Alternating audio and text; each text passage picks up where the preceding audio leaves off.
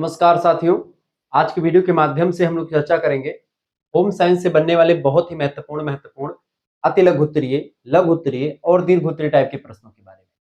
आपको बता दूं, जब आप गृह विज्ञान सब्जेक्ट लेते हैं और बीए के सेकंड सेमेस्टर में होते हैं तो आपको वस्त्र विज्ञान, परिधान का परिचय एवं परिवार संसाधन प्रबंध के बारे में पढ़ना होता है।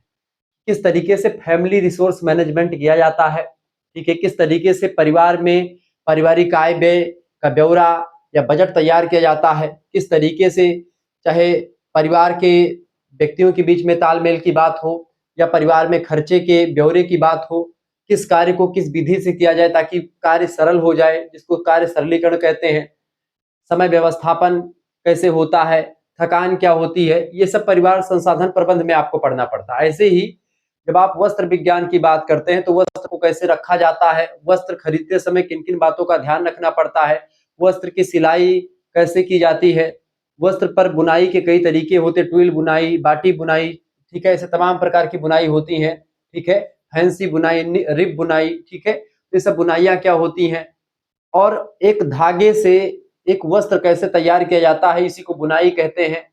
धागा किस तंतु का होना चाहिए, प्राकृतिक तंतु, ठीक है, कृत्रिम तंतु। अब प्राकृतिक तंतुओं में भी कुछ जानतव तंतु हैं, कुछ वनस्पतिक तंतु हैं, कुछ धात्विक तंतु हैं, जैसे सोना चांदी के वस्त्र धात्विक तंतु हो जाते हैं। ऐसे ही जो आपके जो है वानस्पतिक तंतु, जैसे कि आप देखते हैं जो पेड़ के तनों से या पेड़ की छाल से या ऐसे चीजों से जैसे कि आप देखते हैं प्राप्त किए जाते हैं। कुछ ऐसे हैं जो जंतुओं से प्राप्त होते हैं, जैसे ऊन हो गया, भेड़ से ऊन प्राप्त करते हैं, ऐसे तमाम चीजें। तो इस तरीके से जंतुओं से प्राप्त होने वाले रेशों को जानतव रेशे या जानतव तंतु कहते हैं, ठीक है।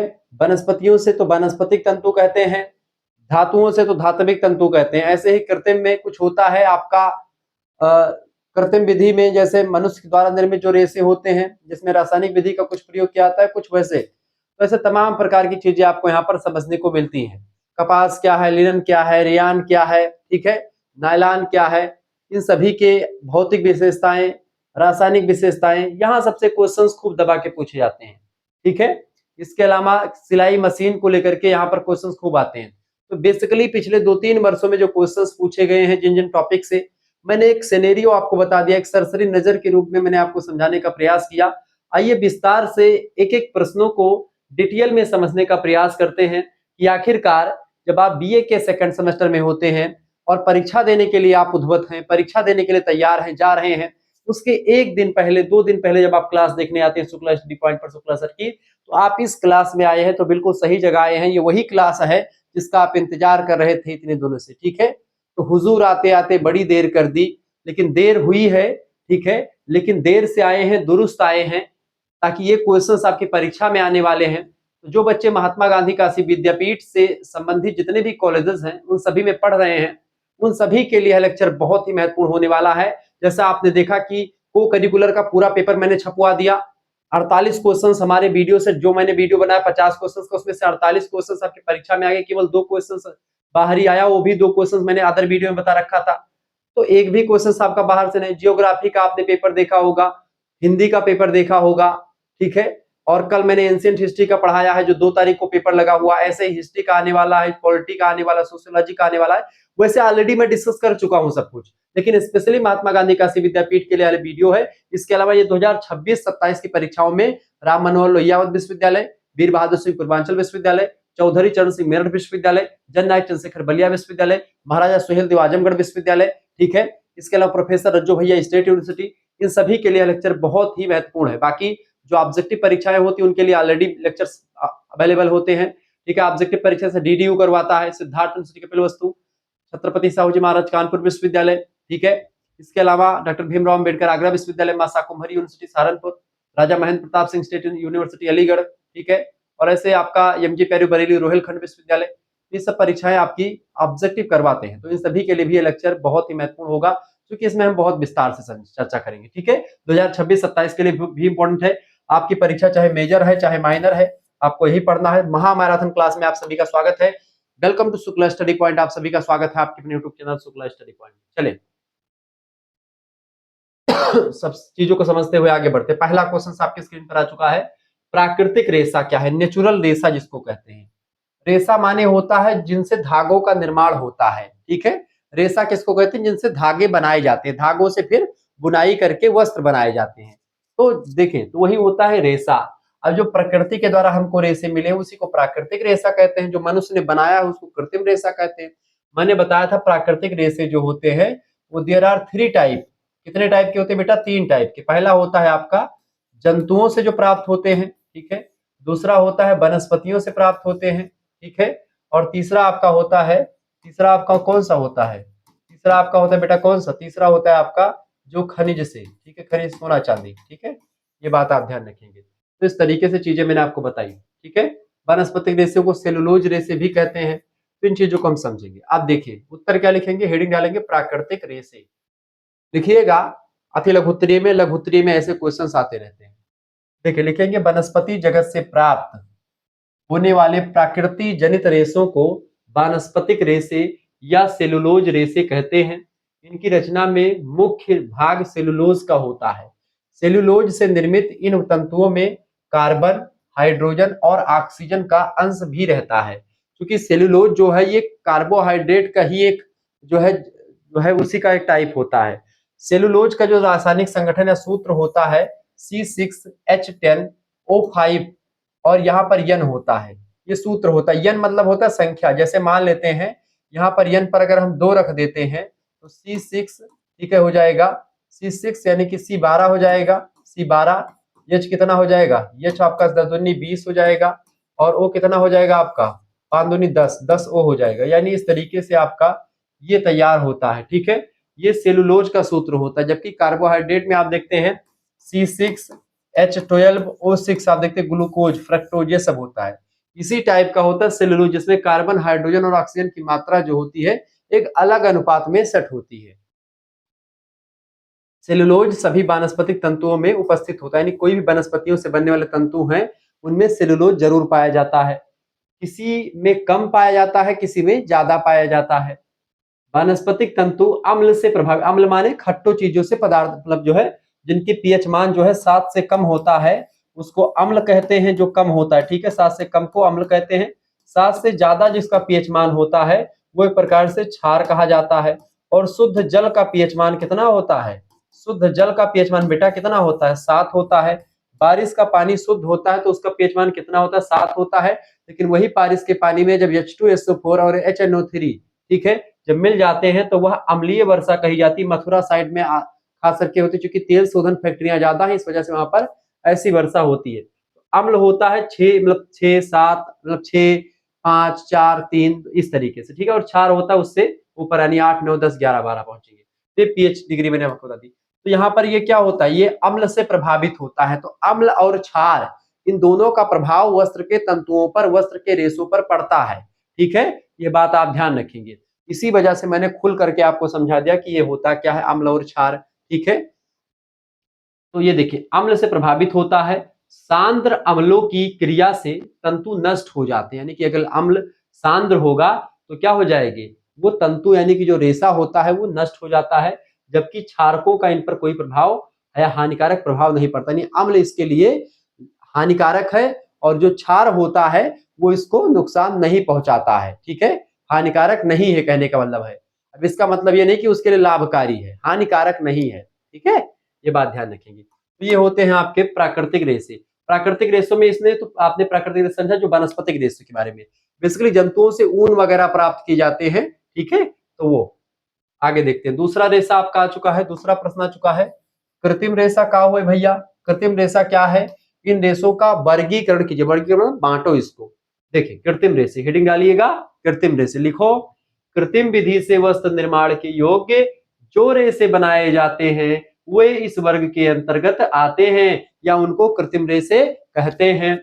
इन्हें रासायनिक और यांत्रिक, यानी रसायन मतलब कुछ केमिकल वगैरह मिला करके या फिर यंत्र, तमाम प्रकार के फिजिकल यंत्रों के माध्यम से तैयार किया जाता है कृत्रिम रेशों को।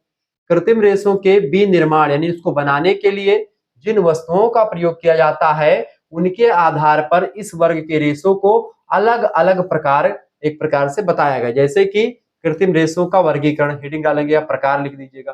कृत्रिम रेशे मुख्यतया 2 प्रकार के होते हैं। पहला होता है बाबू मानव निर्मित रेसे यानी मानवकृत जो मनुष्य ने बनाया है, और दूसरा जिसमें केमिकल का प्रयोग करके बनाया जाता है तो रासायनिक रेसे और मानवकृत रेसे, ये दो प्रकार के रेसे होते हैं। ठीक है, ये बात ध्यान रखेंगे। कहीं कहीं इन दोनों प्रकार के रेसों को एक ही नाम से संबोधित करते हैं, क्योंकि आप चाहे रासायनिक विधि से बनाएंगे तो रासायन विधि अपने आप में नहीं मिल जाती है, उसमें भी मनुष्य का हस्तक्षेप होता है। इसी वजह से ठीक है, चूंकि दोनों मानवकृत ही हैं तथा दोनों ही रासायनिक विधि से तैयार किए जाते हैं, इस वजह से इसका कोई डिफरेंस ज्यादा होता नहीं है। परंतु इनके दो प्रकारों में विभाजन का कारण यह माना जाता है कि मानवकृत रेशों के निर्माण के लिए प्रकृति में कुछ सामग्री भौतिक रूप से प्राप्त होती है पहले से प्रकृति के द्वारा। ठीक है, जैसे पेड़ के तने के भीतर की लुगदी को निकाल करके बना लेना। ठीक है, या लुगदी माने उसका मतलब पेड़ के अंदर जो विद्यमान रहता है लुगदी, उससे बना लेना। ठीक है, रेसे, ये सब चीजें चर्चा करते हैं। अब यहीं पर एक चीज मैं और आपको बता दूं इस क्वेश्चन को शुरू करने से पहले, अगर आप चाहते हैं कि इसका पीडीएफ हमको मिल जाए या ऐसे ही और 3-4 मॉडल पेपर का पीडीएफ आपको मिल जाए होम साइंस का, ठीक है, या सोशियोलॉजी का या पॉलिटिकल साइंस का, किसी भी सब्जेक्ट का आपको पीडीएफ चाहिए, 9161936062, ये मेरा व्हाट्सएप नंबर है। इसी पर आप एसएमएस कर दीजिएगा व्हाट्सएप पर अपना नाम, अपने यूनिवर्सिटी का नाम, अपने सब्जेक्ट के नेम और आप किस सेमेस्टर में है अपना सेमेस्टर का नाम लिख दीजिएगा। ठीक है, चूंकि थर्ड सेमेस्टर के बच्चों के लिए भी कोर्स शुरू हो चुका है। ठीक है, तो आप अभी मान लेते हैं सेकंड सेमेस्टर में हैं, तो सेकंड सेमेस्टर में अगर आप हैं और आप चाहते हैं कि हमको कोर्स मतलब कि हमको पीडीएफ चाहिए जो परीक्षा में क्वेश्चंस आने वाले उसका पीडीएफ मिल जाए और वीडियोस भी मिल जाए। ठीक है, तो पीडीएफ चूंकि अब अधिकतर क्लासेस हो चुकी हैं, ठीक है, आपकी वो क्लासेस हो चुकी है, लेकिन ग्रुप से आपको जोड़ दिया जाएगा। क्लासेस हो चुकी है सेकंड सेमेस्टर की, तो अब क्लास नहीं होगी सेकंड की, लगभग में आपका पॉलिटी और सोशियोलॉजी का इन सब की जो जो पेपर बचे हैं उनकी क्लास हो जाएगी, हिस्ट्री की हो जाएगी, बट बाकी सब्जेक्ट लगभग में अब अधिकतर हो रहे हैं। तो सेकंड का लगभग अपने समापन की ओर है कोर्स, लेकिन इसकी फीस जो रखी गई थी 100 रुपए रखी गई थी, तो 100 रुपए अभी भी है, जिनको भी जुड़ना है वो जुड़ सकते हैं।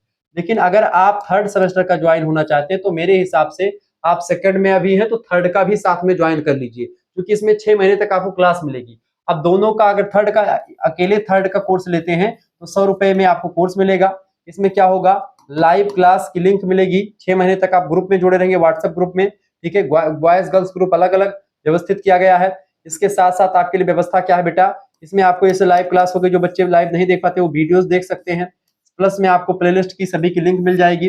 प्रीवियस ईयर क्वेश्चन पेपर भी आपको मिल जाएगा, परीक्षा ऑब्जेक्टिव हो यानी कि चाहे एमसीक्यूज बेस्ड आपका क्वेश्चन आ रहा हो परीक्षा में, चाहे लिखित बेस्ड यानी अति लघु उत्तरीय, लघु उत्तरीय और दीर्घ उत्तरीय आ रहा हो, दोनों टाइप की तैयारी शुक्ला पॉइंट पर करवाई जाती है।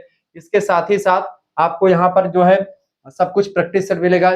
ठीक है, सब कुछ यानी model paper, revision class, Mahabharat class, सारे चैप्टर से बनने वाले इंपोर्टेंट प्रश्न आपको मिलेंगे जो परीक्षा में लगातार पूछे जाते हैं, उनके उत्तर लिखे हुए आपको मिलेंगे। ठीक है, अगर आप चाहें तो बेहतर तरीके से चीजों को समझ पाएंगे, जुड़ पाएंगे, तो 6 महीने तक आप जुड़े रहेंगे। 6 महीने की केवल फीस, और केवल एक सब्जेक्ट की नहीं, बल्कि यहाँ पर आपको सभी सब्जेक्ट यानी कि आपका जो 3 मेजर सब्जेक्ट होगा, ठीक है, मेजर सब्जेक्ट की तैयारी, एक माइनर सब्जेक्ट जो होता है उसकी तैयारी। ठीक है, तो माइनर सब्जेक्ट की तैयारी आपकी हो जाएगी, माइनर सब्जेक्ट हो गया। और तीसरा आपका जो होता है को करिकुलर अनिवार्य पेपर, यानी अनिवार्य पेपर में जो आपका पूछा जाएगा, यानी जैसे आपका को करिकुलर का पेपर आपने दिया होगा, human values and environmental studies का दिया होगा, ऐसे ही जब आप थर्ड सेमेस्टर में जाएंगे तो आपको कुछ मिलेगा, चाहे आपको जो है फिजिकल एजुकेशन योगा दे दे, चाहे आपको फर्स्ट एड हेल्थ दे देगा, तो उन सभी की तैयारी आपकी मैं करवा दूंगा। ठीक है, जो भी आपको होगा को करिकुलर में। ये थर्ड सेमेस्टर की फीस 100 रुपए थी, लेकिन अभी जो बच्चे महात्मा गांधी काशी विद्यापीठ का पेपर नहीं हुआ सेकंड का, तो सेकंड का भी चूंकि उनकी तैयारी होनी है, तो सेकंड का और थर्ड का एक साथ वो बच्चे जुड़ सकते हैं, या 2 सेमेस्टर का एक साथ अगर लेते हैं तो केवल 200 रुपए फीस आपकी नहीं लगेगी, आपके लिए केवल 150 रुपए फीस लगेगी, 50 रुपए आपके लिए छूट जाएगा। यानी 150 रुपए में आपका, यानी आप मान के चलो 50 रुपए में आपका सेकंड सेमेस्टर का हो जाएगा और थर्ड सेमेस्टर में आपका 100 रुपए में, यानी कि दोनों का एक साथ लेंगे तब होगा। ठीक है, ऐसे आप केवल फर्स्ट सेकंड का लेंगे तो आपके लिए 50 रुपए की फीस नहीं, दोनों का लेंगे 150 रुपए, कोई बहुत बड़ी बात नहीं है। आप 400-500 रुपए सीरीज या किताब खरीदने में लगा देते हैं, उससे बहुत बेहतर तरीके से आपको वीडियोस भी मिलती हैं और सब कुछ मिलता है। चलिए फिर आगे बढ़ते हुए चीजों को समझाने का प्रयास करते हैं। तो अपने आप पेमेंट किसी दूसरे से करवा सकते हैं, जैसे मैं आपके पास स्कैनर भेजूं, जैसे आप ये भेजेंगे लिख करके, मैं स्कैनर भेजूंगा, उसी पर आपको पेमेंट कर देना होगा 100 रुपए। अगर एक सेमेस्टर का लेना है और दोनों सेमेस्टर का लेना है तो 150 रुपए फीस आपको पेमेंट कर देना है। ये पेमेंट आप अपने घर में किसी से करवा सकती हैं या करवा सकते हैं। ठीक है, किसी दुकान से जाकर करवा सकते हैं, कोई इशू नहीं है, बट उसका स्क्रीनशॉट हमारे पास भेज देंगे, आपको जोड़ दिया जाएगा। और बहुत ही बेहतर अंदाज में कॉलेज जा रही हैं, नहीं जा रही हैं, विधिवत तरीके से घर पे बैठ करके बढ़िया 6 महीने तक पढ़ो आराम से, पहले से कुछ पीडीएफ अभी से अवेलेबल है वो भेज देंगे, आपको कुछ खरीदना नहीं पड़ेगा, भटकना नहीं पड़ेगा, आराम से बढ़िया पढ़ो, घर पे पेपर भेज दूंगा, कैसा पेपर आता है, किस विश्वविद्यालय का, आप किसी भी विश्वविद्यालय से ऑब्जेक्टिव लिखित की कोई भी पेपर हो रहा हो, शुरुआत में मैंने विश्वविद्यालयों के नाम लिए, तो किसी विश्वविद्यालय से आपको आप बढ़िया से जुड़कर तैयारी कर सकती हो। चलिए आगे देखते हैं। तो अगला भैया समझो, ठीक है, भैया कहने का मतलब यहाँ पर जो बहनें हमारी उनके लिए भी है और भैया के लिए तो भैया है, मतलब कि वैसे जो ये सब्जेक्ट होता है होम साइंस, अधिकतर हमारी बहनें पढ़ रही होंगी, छोटी बहनें जो हैं उनके लिए लेक्चर बहुत ही महत्वपूर्ण होगा। बाकी कुछ बॉयज भी पढ़ते हैं होम साइंस। प्रश्न है आपका, लिनन के विषय में आप क्या जानती हैं? इसीलिए क्वेश्चंस भी ऐसा बनाया जाता है, जानती हैं आप क्या समझती हैं, क्योंकि पता है कि भैया महिलाओं का सब्जेक्ट महिलाएं पढ़ती हैं अधिकतर, ठीक है, महिलाओं का सब्जेक्ट नहीं स्पेसिफिक, लेकिन ये पढ़ती हैं जो वास्तविक धरातल पर देखेंगे। तो लिनन क्या है? देखिए लिनन एक प्रकार की सन होती है, सन समझते हैं, गांव वगैरह में एक बहुत दिन पहले, आप लगभग 10 साल पुराने चलिए, उसमें एक पेटुआ नाम का जो है पतला पतला हरा हरा होता था, सल्फलाई निकलती थी, ठंडी के महीने में उसको बढ़िया जला के सेकते थे, ठीक है, या बचपन में हम जब छोटे बच्चे होते तो उसी से धुआं, मतलब उसमें जला करके धुआं उसी से पीते हैं, बीड़ी जैसे जैसे सिगरेट पीते हैं ऐसे। बचपन में बच्चे बहुत जो है, जो आसपास के जो थोड़ा सा जो है दुष्ट बच्चे होते हैं ऐसा करते थे, जैसे अलाव के पास बैठे उसी में जला के बढ़िया सा धुआं अंदर लेकर के बाहर निकाल रहे हैं। आपने देखा होगा या आपने किया भी होगा, वैसे मैंने शुरुआत में किया था, लेकिन ये चीजें बिल्कुल गलत थी, ठीक है, पापा एक बार हमारे हमको 2-3 झापड़ मारे, तब से फिर छूट गया है सब चीजें, मतलब वैसे मौज मस्ती में सब सभी बच्चे बैठ करके सब मौज लेते थे, वैसी चीजें। तो सन जो होती है बेटा, उसी जो है पेटुआ के वृक्ष से उखाड़ी जाती है। तो एक सन होती है, ये फ्लास्क नाम से पौधे से निकाली जाती है। अपने यहाँ पर जो सन होता है इससे रसरी बड़ी थी। आपने जूट का बोरा देखा होगा, तो जूट जो होता है, जैसे देहाती में जूट कहते हैं उसको, अपने यहाँ पर वही जूट है, अमेरिका वगैरह में उसी को फ्लास्क कहा जाता है। उसी के तरह थोड़ा सा वो अव्वल क्वालिटी का होता है, नंबर 1 का होता है, लेकिन अपने यहाँ पर पेटुआ जो होता है उसी को कहा जाता है, ठीक है, उसी को फ्लास्क नाम का पौधा कहते हैं। उसको पानी में जो है कम से कम 10-15 दिन भिगोए रहा जाता है, फिर उसके बाद में उसको निकाला जाता है, जब फूल जाता है तो उसका जो है ऊपर की जो खाल होती है उसको निकाल ली जाती है। उसके बाद में जो आपका डंडा निकलता है उसको बाहर फेंक दे, मतलब रख देते हैं, वो किसी अलग यूज में आ जाता है। और जो उसकी छाल होती है उसको बढ़िया से छप्पर वप्पर में बढ़िया फैला देते हैं ताकि वो सूख जाए। जब वो सूख जाता तो उससे हम रस्सी बरते थे, पगहा गाय गोरू को बांधने के लिए हम लोग ऐसा करते थे, मुझे याद है, ठीक है, रसरी बरना मुझे आता है, सब कुछ, मतलब बहुत सारी चीजें मैं जानता हूँ। ये केवल पढ़ाने लिखाने की बात नहीं, मैं सारी चीजें जानता हूँ, जितनी भी देहात गांव के काम होते हैं सब कुछ सबसे परिचित हुई, एकदम से गंवई परिवेश से आता हूँ, तो मुझे सब कुछ पता है, एक एक बातें पता है। तो ऐसे में वो पेटुआ जो वृक्ष होता था उसी सन निकलता था, उसी सन से रस्सी वस्सी भरी जाती थी। वही सन बेटा कंपनियों में जाकर के जो जूट का बोरा बनता है, आलू जिसमें रखी जाती है, वही सन होता है उसी टाइप का, लेकिन वो उच्च क्वालिटी, तो उससे सन वाला बोरा बनता है, बोरी बनती है। लेकिन जो अमेरिका वगैरह में फ्लास्क पौधा होता है उससे वस्त्र बनाए जाते हैं, तो वो वस्त्र लिनन के वस्त्र कहे जाते हैं, ठीक है, अब समझ में आ गया आपको। यह एक प्रकार की सन होती है तथा इसका तंतु फ्लास्क नाम के पौधे के तने से प्राप्त होता है। तना माने की जो डंडा होता है, ठीक है, ज्यादा मोटा नहीं होता, पतला पतला होता है, ठीक है। इसके पौधे की उचित वृद्धि के लिए समशीतोष्ण जलवायु यानी कि एक समान तरीके से शीत और उष्ण यानी गर्म और ठंडी का इलाका दोनों जरूरी, मतलब कि दोनों ठंड गर्म दोनों हो, आवश्यकता होती है। नमी इन पौधों में वृद्धि में सहायक होती है, नमी अगर मिल जाती है तो पौधे बढ़ते हैं।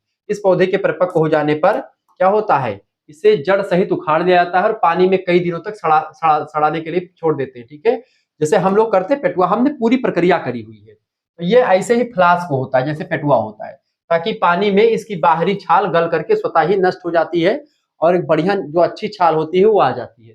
इसके अंदर जो तंतु होते हैं उन पर टेक्टिन, मोम व अन्य गोंदीय पदार्थ चिपके रहते हैं, जिनको रासायनिक व यांत्रिक क्रिया के द्वारा अलग कर साफ कर लिया जाता है, ठीक है। ये साफ किए हुए तंतु कोमल, चिकने व महंगे होते हैं। लिनन का उत्पादन मुख्य रूप से अमेरिका में, हॉलैंड में, मध्य एशिया में, फ्रांस में, उत्तरी आयरलैंड में किया जाता है। ये सब यहाँ पर फ्लास्क होता है। और अपने यहाँ पर वही देहाती में क्या हो जाता है, बढ़िया पेटुआ जो होता है, ठीक है, कहते हैं भाई पहले पेटुआ से जो है, जब स्कूल नहीं जाते थे हम लोग, तो स्कूल से मतलब पेटुआ का डंडा होता था बढ़िया। तो पिताजी हमारे बड़े के भैया हमारे थे, स्कूल नहीं जाते थे भैया, डेली नखड़ा करते थे स्कूल जाने के लिए, छोटे थे तो हमसे, हमारे सबसे बड़े भैया, हम 4 भाई हैं, तो जो बड़े भैया थे वो, तब ऐसे में क्या होता था, पापा हमारे पेटुआ वही सब आता था बढ़िया रखा, हरा हरा होता था बढ़िया, बहुत चोट लगती है पेटुआ से, वही पेटुआ से पहले बहुत समझाते थे, डाँटते थे, पिताजी हमारे कभी मारे-वारे नहीं किसी को, मतलब मम्मी हमारी मारती थी। लेकिन स्कूल जाने के लिए एक बार वो बहुत नखरा कर रहे थे, तो भाई उनको मारे, तब से हम लोग स्कूल जाना भाई पहलवे से तैयार होके बैठ रहते थे, अरे भई जब भैया के परीक्षा, तो हम सब कौने खेत एक बथुई हुई। तो भैया कहा गया चलो, तब बढ़िया पेटुआ हमारे बड़े वाले भाई को पड़ा पिताजी के द्वारा।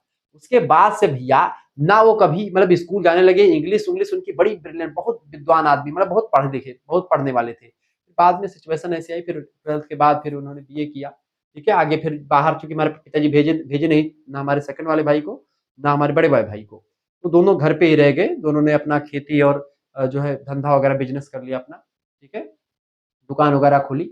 और हम जो थे, हम थोड़ा-सा कि एक प्रकार से पिताजी के साथ शुरू-शुरू में जाते रहते थे कथा भागवत करने के लिए।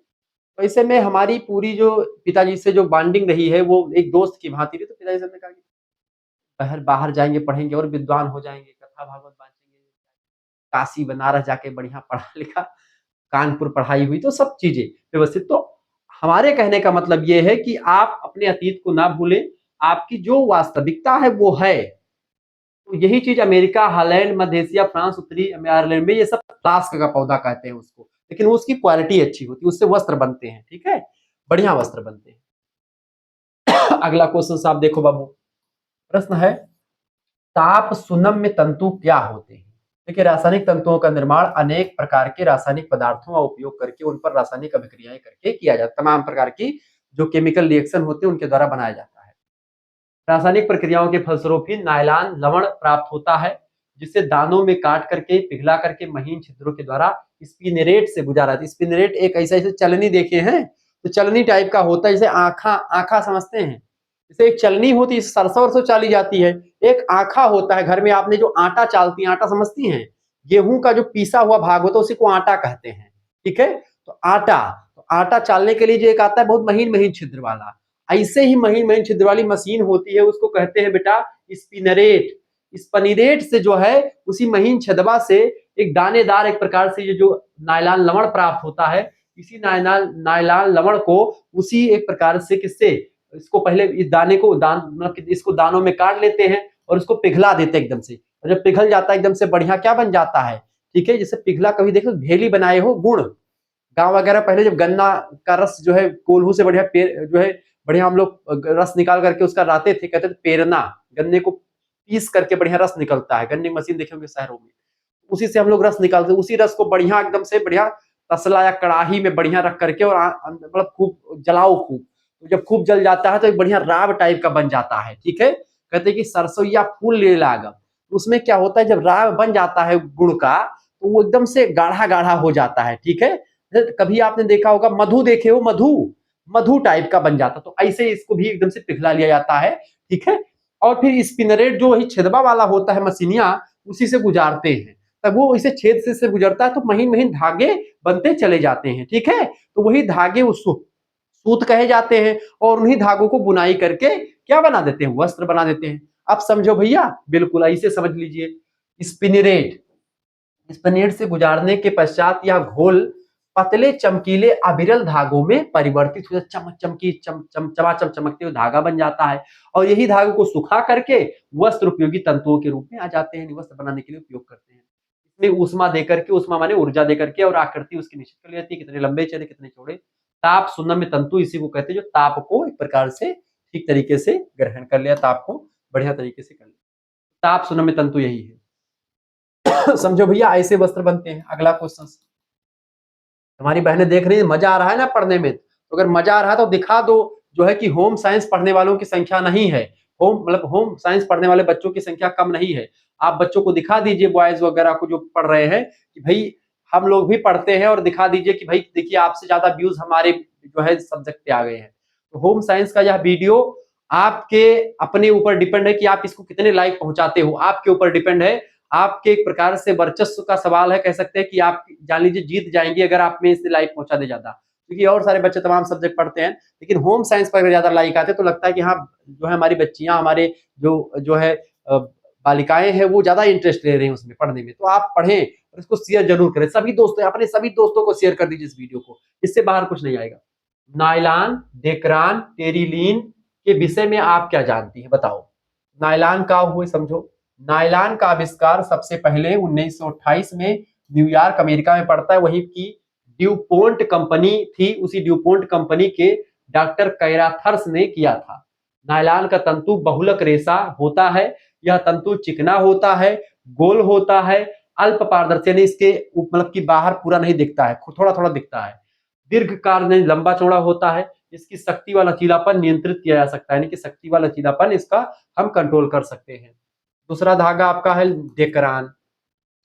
डेकरान जो होता है, इस तंतु का आविष्कार 1946 में हुआ था। यह तंतु पॉलिस्टर से बनता है। ये तंतु सीधे होते हैं, चिकने होते हैं और पर्याप्त गोल होते हैं। इन्हें ताप सुनम में भी बनाया जाता है। ताप सुनम जो मैंने प्रक्रिया ऊपर बताई थी, वो प्रक्रिया से गुजारा जाता है। अगला तंतु है आपका टेरिलीन। टेरिलीन मूल रूप से एक्रिलिक तंतु है। यह ताप संज्ञाशील तंतु है। इनसे साटिन जैसे चमकदार और चिकने वस्त्र तैयार किए साटिन बुनाई के द्वारा बनाए जाते हैं। ठीक है, ये हो गए आपके जो मैंने आपको बताया। तो ऐसे चीजें थोड़ा थोड़ा समझते रहिए। अगला क्वेश्चन, प्रश्न है कपास। कपास को अंग्रेजी में कॉटन कहते हैं। इसके पौधे के विषय में संक्षेप में बताइए। कपास का पौधा, कपास की खेती दक्षिण भारत में होती है। कपास की खेती के लिए जो काली मिट्टी होती है वो सबसे उपयुक्त होती है, और दक्षिण भारत में काली मिट्टी दबा के पाई जाती है। तो वहां पर कपास की खेती भी खूब दबा के होती है। दबा के मतलब ठीक ठाक होती है। ठीक है, अब ऐसे सोचिए दबा के मतलब एकदम से पृथ्वी में गाड़ दें, पृथ्वी में दबा दें एकदम से, तब होगी नहीं, ऐसे नहीं होती। दबा के मतलब बहुत अधिक मात्रा में होती, ठीक ठाक मात्रा में अच्छी फसल होती है। यह 3 प्रकार का होता है कपास। एक होता है बड़ा पौधा मध्यम वर्ग का, तथा दूसरा मतलब पौधा तथा छोटी झाड़ियों के रूप में वाला पौधा। यह उष्ण प्रदेश में पैदा होता है, गर्मी वाले इलाकों में। तो दक्षिण भारत में गर्मी पड़ती है। इसको बोने के लिए नम हवा नम हवा तर जमीन जो काली और रेतीली हो, काली मिट्टी और रेतीली हो, अत्यंत आवश्यक है। इसके लिए खेतों में पानी नहीं भरा रहना चाहिए। यदि जमीन में नमक या गोबर रहे तो वह जमीन कपास के लिए अति उत्तम है। नमक और गोबर की खाद बढ़िया डाल दें तो कपास बढ़िया होता है, लेकिन पानी नहीं भरा रहना चाहिए, खेतों में सूखा रहना चाहिए। रेतीली जमीन जिसमें क्षार का अंश हो, यानी कि क्षार का तत्व हो उसमें। उत्तम प्रकार के लंबे रेशे वाली कपास यहीं पर उत्पन्न होती है जहां पर ये सारी क्वालिटी विद्यमान होती है जमीनों में। इनकी पंक्तियां हाथ के पंजों के समान 5 दलों की होती हैं, और इसके कोवे लाल होते हैं और पीले रंग के कोए होते हैं। उन्हीं से एक प्रकार से तंतु निकाले जाते हैं। अगला देख, कपास के विषय में आप क्या जानते हैं या क्या जानती है? कपास, कॉटन। कॉटन का वस्त्र ही आप पहनते हैं अधिकतर, देखते कॉटन सबसे मतलब सस्ता, सुनम्य और एकदम से टिकाऊ वस्त्र होता है, अच्छा भी दिखता है। ठीक है। कपास का उत्पादक, कपास का पौधा अन्य साधारण पौधों के समान होता है। यह संसार के प्रत्येक नम जलवायु वाले भाग में उत्पन्न होता है, जहां पर जलवायु नम होती है। अधिकतम उत्तरीय मतलब बेसिकली उत्तरी अमेरिका, मिस्र यानी इजिप्ट जिसको कहते हैं, अफ्रीका महाद्वीप का जो ऊपरी भाग है, अमेरिका, भारत, चीन, रूस, मिस्र और ब्राजील सबसे अधिक कपास उत्पादन करने वाले देश हैं। ठीक है, अमेरिका में, भारत में, चाइना में, रूस में, मिस्र में और ब्राजील में अधिक मात्रा में कपास उत्पादन होता है। विश्व में अमेरिका के बाद रुई उगाने एवं निर्मित करने वाले देशों में भारत का दूसरा स्थान है, यानी कि अमेरिका के बाद रुई उगाने में, जो कपास का होता है, कपास की रुई बनाने में भारत जो है नंबर सेकंड पर है, नंबर 1 पर अमेरिका है।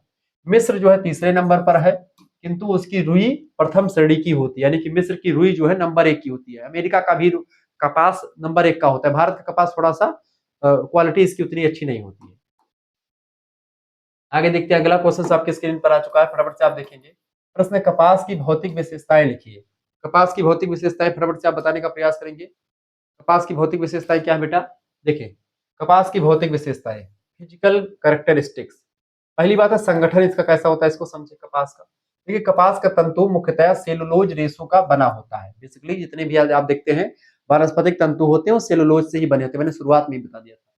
सेलुलोज का रेशा बना होता है जिसमें 82 से 90% तक जल का अंश होता है, तथा 5 से 8% तक प्राकृतिक अशुद्धियां भी इसमें विद्यमान होती है। दूसरी बात, रचना और स्वरूप कैसा है, ये सब फिजिकल चीजें हैं, यानी कि भौतिक जो है विशेषताएं हैं।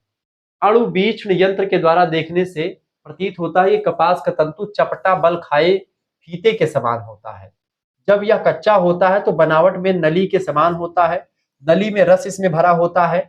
ठीक है, लेकिन जब यह पक जाता है तो उसका रस जो है, जो नली में भरा होता है, वो सूख जाता है, और जब वह सूख जाता है नली नष्ट हो जाती है, नली खत्म हो जाती है, तंतु फीते के समान दिखाई पड़ते, फिर वो चपटे हो जाते हैं। ठीक है, इसी कारण से कपास के तंतुओं में चमक होती है, और मतलब कि चमक होती है और ना ही लचक होती है, यानी इसमें चमक और लचक नहीं होती। चमक होती है और ना ही लचक, यानी चमक होती है और ना ही लचक, यानी लचक और चमक इसमें बहुत कम होती कपास के तंतुओं में, सिंपल साधारण होती है।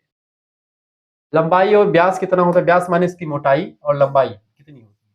देखिए साधारण लंबे कोये जो होते हैं वाली कपास जो होते हैं उनका व्यास अत्यधिक सुंदर होता है। तंतु के व्यास में, व्यास मतलब समझते हैं सर, ये व्यास हो गया। वृत्त की वह जीवा जो वृत्त के व्यास से होकर के जाती है, वृत्त का मतलब वृत्त के केंद्र से होकर जाती है, उस वृत्त का व्यास कहलाती है। यानी इतने गोल पाइप थी, मान लेते हैं ये पाइप है। अब इस पाइप में मोटाई इतनी है, ठीक है, इसकी मोटाई कितनी है बेटा, इसकी मोटाई इतनी है। अब ये मोटाई इतनी है इसकी, अब ऐसे समझो कि मोटाई है तो इसमें ऐसा समझे,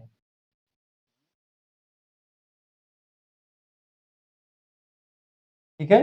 अब इसकी मोटाई कितनी है, यहां तक यहाँ मोटाई, तो यही जो है मोटाइवा को, इसी को व्यास कहते हैं। 12 से 20 माइक्रोन की भिन्नता पाई जाती है, ठीक है। तंतुओं में, लंबे तंतुओं में थोड़ा सा ज्यादा होता है, उसमें थोड़ा कम होता है। रंग कैसा होता है कपास का, समस्त प्राकृतिक तंतुओं में कपास का तंतु सर्वाधिक सफेद रंग का होता है। कितने रंग का, सबसे सफेद कपास का तंतु होता है। किंतु कच्ची कपास में नाइट्रोजन आदि के तत्व होने की वजह से इसका रंग भूरा लिए हुए होता है। जब नाइट्रोजन को अलग करते तो वो फिर और सफेद हो जाता है। और ब्लीचिंग आदि करने से इसकी सफेदी अत्यधिक बढ़ जाती है। ब्लीचिंग एक क्रिया होती है जिससे वस्त्रों को सफाया जाता है। स्वच्छता इसमें क्या होती है, कपास का तंतु दूसरे चिकने तंतुओं जैसे कि रेशम, लिनन और रेयान के समान तो स्वच्छ नहीं होता है, किंतु अन्य तंतुओं की अपेक्षा इसकी धुलाई अत्यधिक सरलता पूर्वक की जा सकती है। यानी कपास के वस्त्र आप उठा कर कभी धविया पटक चाहे छाट लो, चाहे नल की चौकी पटक के छाट लो, चाहे बाल्टी में, चाहे जो है उसमें क्या नाम है वॉशिंग मशीन में छाट लो, चाहे जहां पर इसको धुल लो कपड़े को, ठीक, कोई दिक्कत नहीं होती है, ठीक है। जबकि याद रेशम, लिनन और रेयान को धुलने के लिए विशेष प्रक्रिया करनी पड़ती है, ठीक है।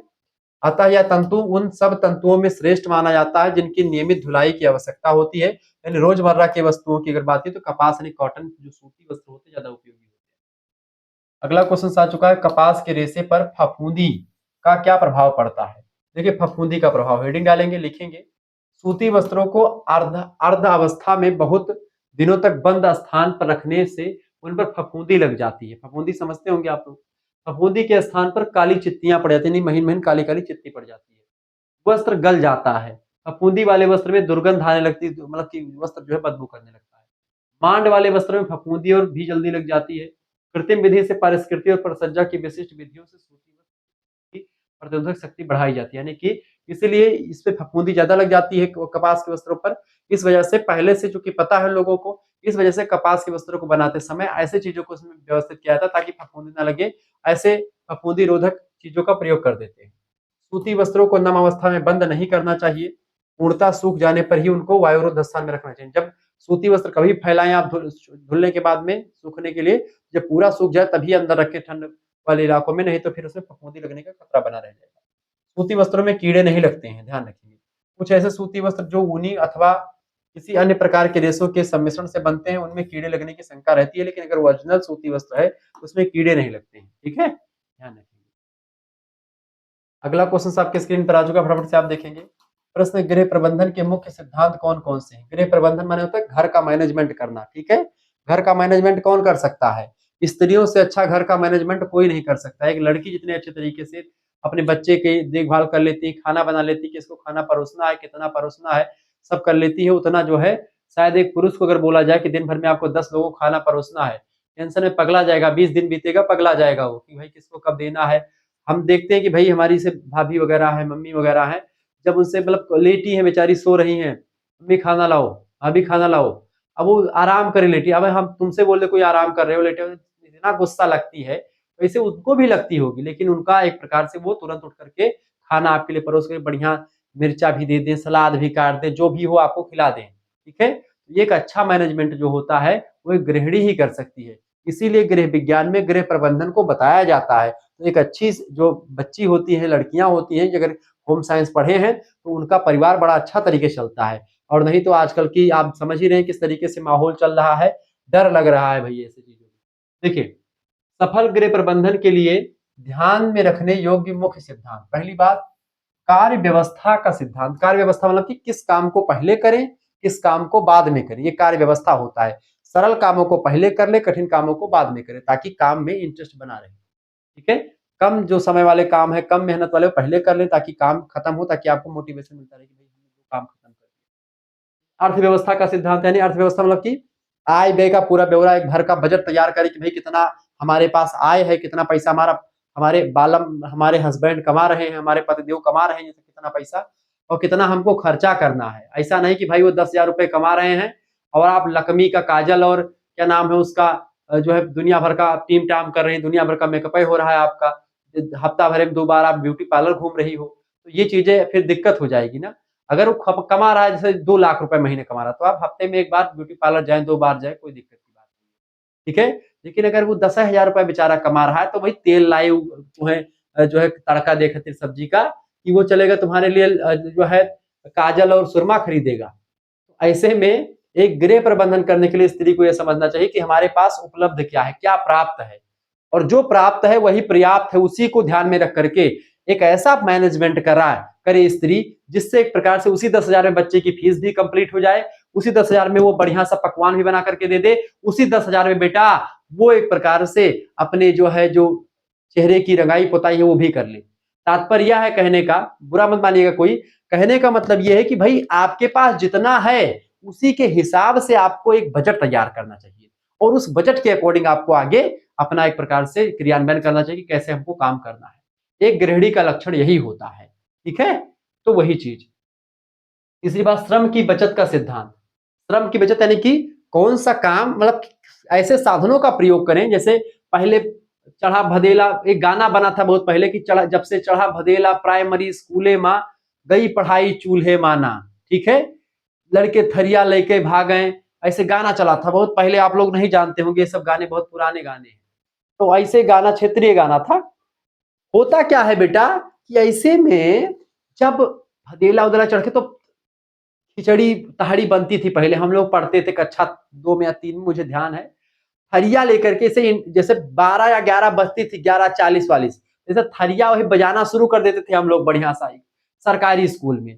और भैया वो खिचड़ी जब उसकी महक आती थी और 2 घंटा लगता था खिचड़ी बनने में, तो किस पे बनता था? भदेला चढ़ता था, एकदम से डग चढ़ता था। अब वही चीजें बड़े-बड़े कुकर चल गए हैं, आधा घंटा में तहाड़ी, 10 मिनट में तहाड़ी बनी तैयार। तो भाई जितना कम समय आपका लग रहा है कुकर से, यही कुकर जैसे कुकर खरीद लिया, या ऐसी विधि का प्रयोग करें, ऐसे मेथड का प्रयोग करें जिस मेथड से हमको कार्य सरल लगे, साथ ही साथ में कम समय लगे। समय, इसी को समय व्यवस्थापन कहते हैं। कार्य कम लगे, इसको कार्य व्यवस्थापन, कार्य सरलीकरण कहते हैं। ये सब चीजें आपके टॉपिक में है, आपको पढ़ना है। श्रम की बचत का सिद्धांत और इसके अलावा अवकाश और मनोरंजन का सिद्धांत, यानी कि हफ्ते में जैसे मान लेते हैं 6 दिन बढ़िया आपकी वाइफ है, आपके पति हैं, आप आराम से 6 दिन बढ़िया घर पे बढ़िया बना कर खा रहे हैं। एक दिन अपनी वाइफ को बढ़िया हफ्ते में 1 बार ले जाइए बढ़िया एक फर्स्ट क्लास रेस्टोरेंट में। हो सकता है इतना आप खर्चा करते भाई, 80 रुपए का थाली लेकर के जाइए, खाइए आराम से, होटल पर जाकर के बैठ के खाइए, या 100 रुपए वाली थाली खरीद लीजिए, आराम से खाइए, अपने बीवी बच्चों को ले जाकर के टहला लाइए 1 दिन हफ्ते में, या मान लीजिए कि 15 दिन पे 1 बार आप जाइए। तो ऐसे में क्या होगा, जो गृहिणी होगी उसकी भी रुचि बनी रहेगी और आप भी थोड़ा-सा एन्जॉय कर लेंगे अपनी फैमिली को साथ, परिवार को साथ। ठीक है? तो एक पुरुष को चाहिए कि स्त्री घर में दिन भर रहती है, उसको भी बाहर घुमाना टहलाना चाहिए।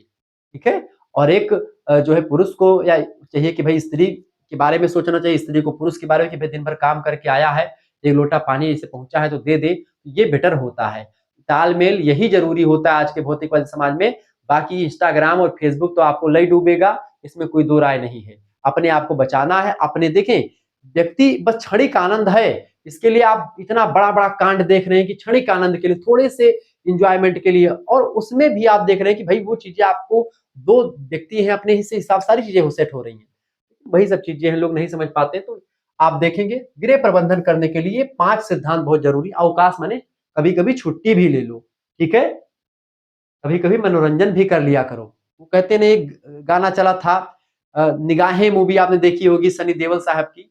उसमें है कि भई जो है सारा-सारा दिन तुम काम करोगे, प्यार कब करोगे? क्वेश्चन पूछती है स्त्री। मध्यकाल की स्त्री ऐसे क्वेश्चन पूछती थी अपने पति से। आजकल की स्त्रियाँ क्वेश्चन नहीं पूछती हैं। तुरंत कहती चलो आओ, चलो घूम आते हैं कहीं पर बाहर, और फिर वहाँ पर तमाम चीज़ें हो जाती हैं। तो भई देखो, आजकल क्या ज़रूरी है कि भई स्त्री की जो विचारधारा है, उनके दिमाग में क्या चल रहा है? क्योंकि कब क्या हो जाए कुछ पता नहीं होता है। तो ऐसे में जरूरी क्या है कि मनोरंजन का सिद्धांत, सारा सारा दिन काम ही नहीं करना है, अपनी बीवी को अपने बच्चों को समय देना है, तभी आपकी कद्र होगी। अन्यथा आप दिन भर काम ही कर रहे हैं, पैसा कमाने के चक्कर में पूरा विदेश जा रहे हैं, ये कर रहे हो करे, सारी चीजें पैसे नहीं होती हैं। लगाव प्रेम रखना चाहिए अपने परिवार वालों से, वो भी जरूरी है। यानी सब चीज यहाँ पर आपको गृह प्रबंधन के लिए सारी चीज जरूरी है। मैं ये चीजें अपने मन से नहीं बता रहा हूँ, ये चीजें आपको जो है गृह प्रबंधन में पढ़ाया जाता है तो उसमें आपको ये चीजें मिलती है। ठीक है, तो परेशान नहीं होना है, सब कुछ व्यवस्थित तरीके से मैंने बता दिया। तो गृह प्रबंधन से आपसे दीर्घ उत्तरीय प्रश्न पूछेगा, आप अपने हिसाब से बना करके लिख सकती हो।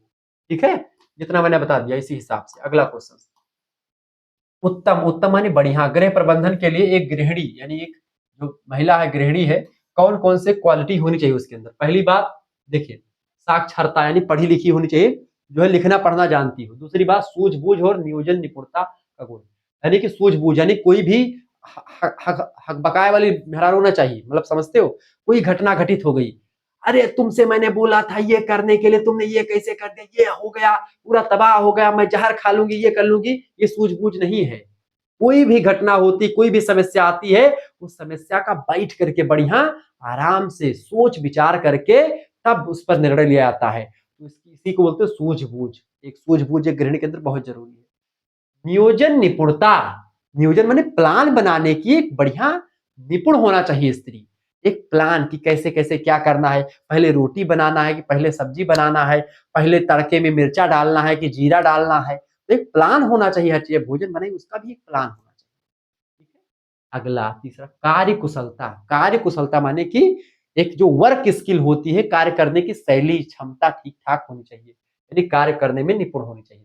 कार्य दक्षता यानी कि कैपेसिटी भी होनी चाहिए उसके अंदर। इसके अलावा सहनशीलता और धैर्य का गुण। कोई भी चीज, वही मैंने आपको बताया ना कि भाई तुरंत धैर्य खो देना नहीं, कोई भी घटना हो इत्मीनान से। मुन्ना त्रिपाठी की तरह, मुन्ना त्रिपाठी कह रहा हूँ, मुन्ना भैया देखे हैं मिर्जापुर वेब सीरीज, मिर्जापुर में जो पंकज त्रिपाठी जी हैं, एकदम काम कूल लेकर के आराम से सोचो। कोई घटना होती है तो ऐसे में नहीं हकबका जाओ, क्योंकि इत्मीनान से सोचने पर उस समस्या का समाधान बहुत जल्दी आप ढूंढ पाते हैं। लेकिन आप बहुत जल्दी जल्दी में कभी कभी क्या होता है, बहुत दिक्कत हो जाती है, क्योंकि कहा गया है जल्दी काम कौन करता है, जल्दी काम मनुष्य नहीं करते हैं, जल्दी काम सुअर किया करते हैं। ठीक है, इस वजह से हमको जल्दी काम बिल्कुल भी नहीं करना है। तो इत्मीनान से धैर्य के साथ हर एक समस्या का निदान होगा, आपके उससे नहीं होगा। इसके अलावा स्नेहपूर्ण, प्रेममय और मधुर व्यवहार का गुण होना चाहिए। एक गृहिणी को मधुरता के साथ पेश आना चाहिए। जैसे ऐसे भाई हो कि भाई जब उसको देखो अपनी पत्नी को या फिर अपने घर में स्त्रियों को देखो, तो उनको देख करके एक एक प्रेम का भाव उत्पन्न होना चाहिए। मधुरता उनके अंदर, वाणी में मधुरता होनी चाहिए। ठीक है, क्योंकि जब कहते भाई, इसीलिए तो आप देखते बड़े बड़े कवि लोगों ने क्यों लिखा है स्त्रियों पर, क्योंकि स्त्रियां जो होती हैं, इसे थका हारा व्यक्ति बाहर से काम धंधा करके आ रहा है, बॉस की गाली सह के आ रहा है, अब उसका नौकरी में तमाम दिक्कतें आई हैं, तमाम टेंशन लेकर के व्यक्ति घर पे आया। अब घर पे पहुंचा, तुम भी उस अब घर, अरे तुम्हारी मम्मी ये कह रही थी, अरे ये हुआ, आज वो हुआ, दुनिया भर का नौटंकी बताने लगो, तो गलत हो जाएगा। आप जैसे पहुंचे, बढ़िया एक ठंडा गिलास पानी आराम से, थोड़ा सा गुड़ लेकर के बढ़िया हाथ में पहुंच जाओ, तो कि लीजिए, जो है जो मेरे पास था मैंने लाया आपके लिए।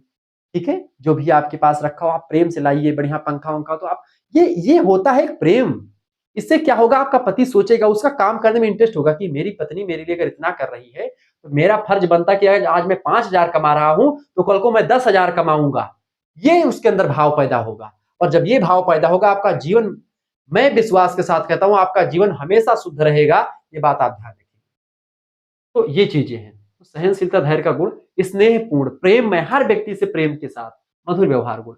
मितव्ययिता का, मितव्ययिता मतलब कम खर्चीला होना चाहिए। एक स्त्री को खर्चा वर्चा ज्यादा नहीं करना चाहिए, अपने पति के सैलरी के अकॉर्डिंग उसको खर्चा करना चाहिए कि भाई हमारा पति कमाता कितना है। अब ये नहीं कि हमारी बहन का पति जो है वो भाई हमको जो है एनिवर्सरी में हमको एक सीकर दे दिया, अंगूठी दे दिया सोने की, और तुमने नहीं दिया, हमारी बहन पा गई। स्त्रियों में ज्यादा होता है कि भाई वो बनारसी साड़ी सिल्क वाली पहन के आई थी, हम नहीं पहन के आए हैं। ऐसा गुण भी बिल्कुल नहीं होना चाहिए। ठीक है, आपके पास जो है उसी में खुशी रहिए। पाक विद्या में निपुणता, पाक विद्या माने होता है खाना बनाने की विद्या, कुशलता को पाक विद्या कहते हैं। खाना कैसे स्वादिष्ट बने उसमें निपुण होना चाहिए। ये सब चीजें गृह प्रबंधन के लिए, गृहिणी के लिए बहुत जरूरी है। अब ये दीर्घ उत्तरीय में क्वेश्चन पूछा था बेटा, लेकिन मैंने इस छोटे से चीजों में आपको समझाकर कितना बता दिया है कि आप एकदम से निपुण हो चुकी हैं। आपको कोई परास्त नहीं कर सकता, आप कोई परीक्षा में कोई फेल नहीं कर सकता। अगर आपने मेरी बातों को ध्यान से सुना, मेरी मुझको ध्यान से सुना, तो आप कभी जो है फेल नहीं हो सकती। आप एमए करिए, आप पीएचडी करेंगे, सब में आपको ये चीजें मिलने वाली हैं। नेट का पेपर दें, जीआरएफ का पेपर दें, कुछ भी दें, सब में आपको टीजीटी पीजीटी दुनिया भर का जो टीपी होता है, सब में आपको चीजें मिलती रहेंगी। चले आगे देखिए अगला क्वेश्चन, गृह प्रबंधन के मार्ग में उत्पन्न होने वाली मुख्य बाधाएं, क्या समस्या होती है? समस्याएं बहुत होती है, ठीक है, किसी भी मार्ग में, गृह व्यवस्था के मार्ग में उत्पन्न होने वाली कई समस्याएं, कई बाधाएं। जब कोई व्यक्ति, कोई गृहिणी गृह प्रबंधन कर रही होती है, उस दौरान उसको कई समस्याओं का सामना करना पड़ता है। पहली समस्या, पारिवारिक लक्ष्यों का निर्धारित ना होना। कभी कभी परिवार का लक्ष्य ही निर्धारित नहीं होता है कि क्या करना चाहिए, लक्ष्य क्या है परिवार का, क्योंकि जब लक्ष्य नहीं है तो क्या किस पर काम करेंगे। एक लक्ष्य सेट होता तो उस पर काम किया जाता। तो पहली। दूसरी, आवश्यक साधनों की कमी। कभी कभी क्या होता है, परिवार में बहुत कम साधन होते हैं, उतने कम साधनों में एक मैनेजमेंट करना दैट इज इम्पॉसिबल, संभव ही नहीं होता। परिवार के सदस्यों की कार्यकुशलता का निम्न स्तर। कभी कभी परिवार के सदस्य जो है वो कार्य सही तरीके से नहीं करते हैं, कि जिनको 10,000 कमाना था वो 2,000 रुपए कमा करके संतुष्ट बने बैठे हैं घर पे, तभी दिक्कत होगी। घरेलू समस्याएं तमाम प्रकार की होती हैं, ये सब चीजें गृह प्रबंधन में बाधा उत्पन्न करती है। वर्तमान परिस्थितियों में गृह प्रबंधन वैज्ञानिक दृष्टिकोण से क्यों महत्वपूर्ण होता है, ये बताएं। देखिए वर्तमान परिस्थितियों में गृह कार्यों में विस्तार हुआ है, जटिलता में वृद्धि हुई है, इसके अतिरिक्त गृहिणियों की भूमिकाओं में लगातार वृद्धि हुई है। इन दशाओं में गृह प्रबंधन की को वैज्ञानिक दृष्टिकोण से आवश्यक और महत्वपूर्ण माना जाता है, बिल्कुल जरूरी है। क्योंकि पहले स्त्रियां कई सब संयुक्त परिवार रहता था, सभी लोग इकट्ठे सब काम करते थे। आजकल छोटे छोटे परिवार है तो उसमें चीजों को समझना पड़ेगा कि हमको क्या करना है। नियोजन की एक व्यवस्थित परिभाषा। नियोजन क्या है? नियोजन माने होता है प्लान करना, आयोजन करना। एक वांछित लक्ष्य, लक्ष्य माने उद्देश्य, कोई लक्ष्य है, कोई गोल है, उस तक पहुंचने के लिए कई प्रकार के संभावित मार्गों के विषय में सोचना विचारना, कल्पना में प्रत्येक योजना की समाप्ति तक अनुमान करना, व्यापक कार्य योजना कही जाती है, चुनाव करना नियोजन कहलाता है। निकेल और डार्सी ने कहा था, यानी कि इसी किसी लक्ष्य को पूर्ति करने के लिए जिन साधनों का प्रयोग करते हैं और उसके द्वारा हम किसी लक्ष्य की प्राप्ति कर लेते हैं, पूरी प्लान कर लेते हैं, योजना तैयार कर लेते हैं, उसी को प्लान या नियोजन कहते हैं। ठीक है, अगला क्वेश्चन, गृह प्रबंधन में नियोजन को क्यों आवश्यक माना जाता है? देखिए गृह प्रबंधन में प्रमुख उद्देश्यों पर बल केंद्रित करने के लिए, नियंत्रण के लिए, मितव्ययिता के लिए, अनिश्चितता को दूर करने के लिए नियोजन को आवश्यक माना जाता है, यानी प्लानिंग जरूरी होती है। मितव्ययिता यानी कम खर्चा करने के लिए, फिर अपने परिवार को चलाने के लिए। अगला क्वेश्चन से, गृह प्रबंधन के संदर्भ में नियंत्रण से क्या आशा है? नियंत्रण यानी कंट्रोलिंग। देखिए नियंत्रण गृह प्रबंधन का एक प्रमुख तत्व होता है, ठीक है, नियंत्रण, संगठन, ठीक है, ये सब एक तत्व होते हैं। ठीक है, आपका जो है क्या बजट हो गया, बजटिंग हो गया, डायरेक्शन हो गया, निर्देशन हो गया, ठीक है, तो ये सब चीजें। नियंत्रण के अंतर्गत चालू योजना की कार्यप्रणाली का अध्ययन किया जाता है। इसके अतिरिक्त पूर्व निर्धारित कार्यप्रणाली से वर्तमान कार्यप्रणाली के विचलनों का किया जाता है कि क्या सोचे थे, क्या हो गया है। और नियंत्रण के ही अंतर्गत समय और परिस्थितियों के अनुसार पूर्व निर्धारित योजना में किए जाने वाले परिवर्तनों का निर्णय किया जाता है कि भाई जो पहले से हमने सोचा था क्या वो हुआ, क्या नहीं हुआ, इन चीजों का निर्णय जो होता है इन्हीं के द्वारा होता है। तो नियंत्रण ये होता है। आगे देखेंगे, अगला क्वेश्चन आपकी स्क्रीन पर आ चुका है, वस्त्र विज्ञान से आप क्या समझते हैं? वस्त्र विज्ञान, देखिए वस्त्र विज्ञान जो होता है, जिस विषय के अंतर्गत वस्त्रों का निर्माण करने वाले प्राकृतिक और कृत्रिम रेशों का अध्ययन करते हैं। वस्त्र निर्माण कैसे होता है, उनकी तमाम विधियों का अध्ययन करते हैं। जिस विषय में वस्त्र की परिस्कृति यानी वस्त्र को कैसे सजाया जाए, वस्त्र को कैसे अच्छा दिखाया जाए, वस्त्र की परिसज्जा, ठीक है, परिसज्जा का, वस्त्रों के रख रखाव का, संग्रह करने का, वस्त्रों को कैसे रखना है, किस तरीके से रखना है, किन वस्त्रों की क्वालिटी होती है, वस्त्रों की उचित प्रकार से धुलाई कैसे करनी है, उसका व्यवस्थित और वैज्ञानिक अध्ययन, ये सब एक प्रकार से किसके अंतर्गत किया जाता है? वस्त्र विज्ञान के अंतर्गत इन सब चीजों का अध्ययन किया जाता है। इसी को वस्त्र विज्ञान कहा जाता है। ठीक है, ध्यान से लिख लीजिएगा, परिभाषा बड़ी फेमस है और सारी परिभाषाओं को शामिल करती है। अगला प्रश्न आ चुका, टेक्सटाइल शब्द से क्या अभिप्राय है? टेक्सटाइल शब्द जो है इसकी उत्पत्ति लैटिन से हुई है। इस शब्द का प्रयोग तंतुओं से निर्मित कपड़ों के लिए किया जाता है। टेक्सटाइल को क्या बोलते हैं? तंतुओं से निर्मित यानी रेशों से बने कपड़े के लिए टेक्सटाइल शब्द का प्रयोग होता है। वास्तव में टेक्सटाइल शब्द का प्रयोग उन कपड़ों के लिए किया जाना उपयुक्त है जो विभिन्न तंतुओं से बने, कई प्रकार के तंतुओं से बनने वाले कपड़ों को हम टेक्सटाइल कहते हैं। ठीक है, अगला प्रश्न, तने से प्राप्त होने वाले तंतु कौन कौन से हैं? देखिए तने से प्राप्त होने वाले तंतुओं में जैसे लिनन हो गया, जूट हो गया, हेम्प हो गया, ये सब लिनन तंतु सन यानी फ्लैक्स नाम के पौधे से प्राप्त होता है। ठीक है, सन या फ्लैक्स, मैं पेटुआ पूरा बता नहीं तो शुरुआत में वही चीज। आगे देखो, अगला क्वेश्चन आ चुका, वस्त्र विज्ञान का क्षेत्र क्या है। देखिए, वस्त्र विज्ञान के क्षेत्र में कई सारे बिंदुओं द्वारा स्पष्ट कर सकते हैं। पहली बात, रेशों के प्रकार। ठीक है, वस्त्र विज्ञान के अंतर्गत हम क्या पढ़ते हैं, इसका विषय क्षेत्र। वस्त्र विज्ञान के अंदर रेशा कितने प्रकार के, प्राकृतिक, वनस्पतिक रेशा, मैंने आपको पता नहीं था। तो रेशों का प्रकार, विशेषता रेशों की, रेशों का उत्पादन कैसे किया जाता है, इन सभी का अध्ययन करते हैं। दूसरी बात, वस्त्र निर्माण की जो विविध यानी कई प्रकार की जो विधियां हैं, उन विधियों का अध्ययन हम वस्त्र विज्ञान के अंतर्गत करते हैं। इसके अलावा वस्त्रों की बनावट कैसी है, वस्त्रों को कैसे सजाना है, परिसज्जा कैसे करनी है, ठीक है, वस्त्र ग्रूमिंग जिसको कहते हैं, ये सब कैसे करना है, सब का अध्ययन करते हैं हम वस्त्र विज्ञान में। इसके अलावा वस्त्रों का चुनाव कैसे करना है, वस्त्र खरीदते समय किन किन बातों का ध्यान रखना चाहिए, वस्त्रों का संग्रह नहीं उसको इकट्ठा कैसे रखना है, और उसका इन्हीं सभी का अध्ययन जो है इसमें करते हैं। इसके अलावा वस्त्रों की धुलाई कैसे करते हैं, धुलाई का भी अध्ययन हम वस्त्र विज्ञान के अंतर्गत करते हैं। ठीक है, ये हो गया आपका। अगला क्वेश्चन आपकी स्क्रीन पर आ चुका, फटाफट से आप देखेंगे। प्रश्न, फिलामेंट की परिभाषा दी। फिलामेंट क्या है? देखिए, फिलामेंट की परिभाषा निम्न प्रकार दी जा सकती है। देखिए, फिलामेंट वह आधारीय दृष्टिगत और सूक्ष्म इकाई होती है जिसमें कि वस्त्र निर्माण हेतु आवश्यक गुण विद्यमान होते हैं और जिसे वस्त्र निर्माण में कच्ची सामग्री के रूप में प्रयोग करते हैं। यानी वस्त्र निर्माण की सभी क्वालिटी विद्यमान होती है और कच्चे सामग्री के रूप में फिलामेंट का प्रयोग वस्त्र निर्माण में किया जाता है। ठीक है, चलिए आगे देखते हैं। अगला क्वेश्चन, वस्त्र तंतु से आप क्या समझती हैं, क्या समझते हैं? कि वस्त्र तंतु का अर्थ उस तंतु से लगाया जाता है जिसमें धागे या सूत तैयार किए जाते हैं और उसी सूत को विभिन्न बुनाई की विधियों के द्वारा कपड़ों के रूप में परिवर्तित किया जाता है जिससे पहनने के योग्य वस्त्र तैयार किए जाते हैं। अर्थात वस्त्र तंतु जो होता है, रेशा जो होता है, एक प्रकार की कच्ची सामग्री होती है, सबसे छोटी सामग्री होती है जो कि विभिन्न प्रकार की प्रक्रियाओं के द्वारा, क्रियाओं के द्वारा पहनने के योग्य वस्त्र तैयार करते हैं। यानी तंतुओं से धागे, धागों से फिर बुनाई प्रक्रिया के द्वारा वस्त्रों का निर्माण किया जाता है। तंतु यानी रेशा। ठीक है, तंतु आपके समझ में आ गया। आगे देखेंगे, अगला क्वेश्चन से, ऊन क्या है? प्रश्न आपसे आप पूछा सकता है, ऊन का हो भैया। देखिए, ऊन क्या है? ऊन एक जांतव तंतु है। जांतव माने कि जंतु से प्राप्त तंतु है, इसीलिए जांतव तंतु कहते हैं। की प्राप्ति जानवरों के शरीर पर जो बाल पाए जाते हैं उन्हीं बालों को छील करके करी जाती है। ठीक है, जैसे भेड़ वगैरह के बाल। पर्वतीय और बर्फीले इलाकों में पाए जाने वाले जानवर जो होते हैं उनके शरीर पर बाल बहुत बड़े बड़े होते हैं। ठीक है, आप जम्मू कश्मीर जाएंगे, माता जी का दर्शन करें तो वहां के बंदरों के ऊपर जो बाल लगे रहते हैं, इतने बड़े बड़े बाल होते हैं उनके, बंदरों के ऊपर भी आप देखते हैं। अपने यहाँ के बंदरों के बाल छोटे होते हैं क्योंकि यहाँ पर ठंडी गर्मी उतना ठंडी नहीं पड़ती, लेकिन पर्वतों पर ठंडी खूब पड़ती है, तो ठंड से बचने के लिए उनके शरीर पर बाल होते हैं। तो ऐसे पहाड़ी इलाकों के जो भेड़ वगैरह तमाम चीजें होती है उनके बालों से ऊन बनाया जाता है। ठीक है, लंबे और घने बाल होते हैं पहाड़ी इलाकों के जानवरों में। ये बाल पशुओं के शरीर पर ठंड और धूप और गर्मी से उनकी रक्षा करने में अनुकूलता प्रदान करते हैं। आदि मानव इन जानवरों की खाल प्राप्त करने हेतु इन जानवरों का शिकार करते थे और आदि मानव जो है इन्हीं खाल को पहनते थे। आप जो पुरानी वेब सीरीज वगैरह देखते होंगे, ठीक है, जैसे तमाम वेब सीरीज वगैरह चलती हैं जो विदेशों में, तो वहां पर जो ठंडे इलाकों की वेब, जैसे रूस या अमेरिका की कोई वेब सीरीज या फिर कोई जो है इंग्लैंड में कोई चीज बनती है, तो जो पुराने जमाने के राजा महाराजा की मूवी देखते तो उसमें जो है लोग जो पहने रहते हैं कपड़ा वगैरह, कपड़ा चमड़ों का कपड़ा होता है। आजकल के भी एस्किमो या तमाम प्रकार की जनजाति के लोग जो है वो सब ऐसे कपड़ों का धारण करते हैं जो चमड़े से बनते हैं।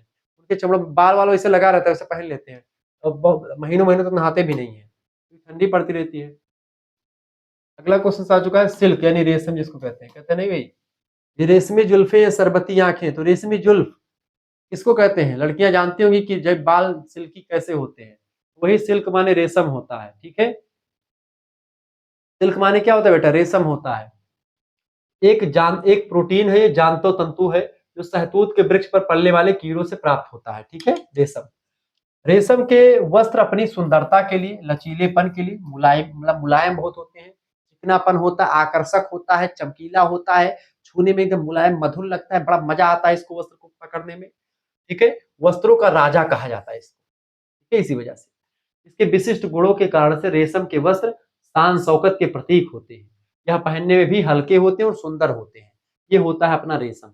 अगला प्रश्न, सूत का क्या अर्थ है? सूत, सूत वह शब्द है जो निरंतर धागे के लिए प्रयुक्त किया जाता है। यह सूत्र आपस में गुंथ करके समूह के रूप में तंतु का निर्माण करते हैं। सूत्र से तंतु निर्माण की प्रक्रिया को कताई कहते हैं, स्पिनिंग कहते हैं। स्पिनिंग धागे या सूत वस्त्र की बुनाई के आधार पर होते हैं। ठीक है, वस्त्र की बुनाई कैसे करते हैं उसी हिसाब से धागे या सूत बनाए जाते हैं। ठीक है। अगला क्वेश्चन से करघे की विभिन्न भाग क्या है। करघा, करघे के कई भाग हैं, जैसे कि warp beam, cloth beam, harness, shuttle, read, ये सब करघा यानी जो सिलाई मशीन होती है उसे करघा कह सकते हैं, फिर जो हाथ से वस्त्र बनाने की प्रक्रिया होती है उसे करघा कहते थे। बुनाई से क्या आशय है। बुनाई दो अथवा दो जोड़ी धागों की स्थिति में पारस्परिक गुथाव, क्या होता है, पारस्परिक गुथाव द्वारा परिवर्तन लाने की प्रक्रिया को कहते हैं। बुनाई में लंबवत और क्षैतिजीय का प्रयोग किया जाता है। धागों में समांतर स्थिति में रखा जाता है। क्षैतिजीय धागों से वस्त्र बुना जाता है। अनुदैर्घ्य धागों के योग को ताना और क्षैतिजीय धागों को बाना कहते हैं। ताना बाना अगर आप ना समझ पाए हो, जैसे बुनाई दो प्रकार की, ये बुनाई देखिए, बुनाई ये लंबा लंबा जो लाइन खींच रहा हूँ ये धागा मान लेते हैं, ये रेशा है। ये धागा बेटा क्या है, इसी को ताना कहते हैं। अब ऐसे धागा इधर ले जाओ, एक धागे इसे, ये क्या हो गया, ये बाना हो गया। जो बेड़ बेड़ धागा मैं खींच रहा हूँ ये लाइन, ये बाना हो गया। तो वस्त्र बन रहा है कि नहीं बनना है। अब यही लाइन अगर गझन गझन खींच दे, गझन माने समझते हैं, खूब अच्छे तरीके से, ठीक है, ऐसे ऐसे को बना दे बढ़िया से, ये लाइन ऐसे भी पार दे तमाम, ऐसे ऐसे तमाम खींच दिया, ठीक है। अभी तमाम धागे ऐसे से गुजार देते हैं, खूब महीन महीन धागे बगल बगल से गुजरते हैं, ठीक है। आप कभी स्वेटर वेटर बुनना नहीं सीखी हैं, स्वेटर बुनती हैं तो ताना बाना जानती होंगी, सलाई होती है उसी में ताना बाना करके उठते हैं। अब देखिए एक वस्त्र बन गया, ये ऐसे ही वस्त्र बन जाता है। इसी को वस्त्र को बढ़िया एक आकार दे देते हैं, वस्त्र ऐसे बनता है, एक ताना एक बाना, ताना बाना, ताना बाना। तो यही ताने बाने का परस्पर गुथाव ही एक प्रकार से भी, इसी ताने बाने को कभी कभी ऐसे करके गुथते हैं, जैसे कि ये हो गया, ठीक है, ऐसे करके इसमें ऐसे से मिला दिए, ठीक है। तो इस तरीके से सर्पिला का भी ताना बाना हो जाता है, ठीक है, ऐसे ऐसे ऐसे से कर दिए, ये भी वस्त्र बन जाता है। जैसे तिकड़म तिकड़म चौखंटा वखंटा खींच दिया, वो अलग बुनाई का प्रकार हो जाता है, ठीक है। तो कई प्रकार की बुनाइयां होती हैं। तो इस तरीके से ताने बाने से बुनाई होती है। ताना और बाना, लंबा धागा ताना और जो लेटा धागा होता है उसको बाना कहते हैं। बुनाई की प्रमुख क्रियाएं कौन सी हैं। देखिए बुनाई की कई क्रियाएं हैं। पहला है सार्डिंग बुनाई, दूसरा पिकिंग, सॉरी, सार्डिंग, पीकिंग, बेटनिंग, लपेटना और छोड़ना, ये सब बुनाई की प्रक्रियाएं हैं। अगला प्रश्न, टुइल बुनाई किसे कहते हैं। टुइल बुनाई में तिरछे रूप से डिजाइन बने होते हैं जो कि तैरते हुए दिखाई देते हैं। विशेष प्रकार की तिरछी रेखा टुइल कही जाती है, यानी एक तिरछी रेखा होती है इसमें, तिरछी, ठीक है। इस तरीके से टुइल बुनाई तिरछी तिरछी सब चीजें होती है, लहरदार दिखाई पड़ती है, ठीक है। इस बुनाई में दिखने वाली लहरों को छोटा बड़ा करके और सूत्रों को विभिन्न रंगों में रंग करके सजावट उत्पन्न की जाती है, यानी कि टेढ़ा मेढ़ा धागा उसमें जो है 10 धागों का रंग अलग है, 20 धागों का अलग करके ऐसे बना देते हैं, ठीक है।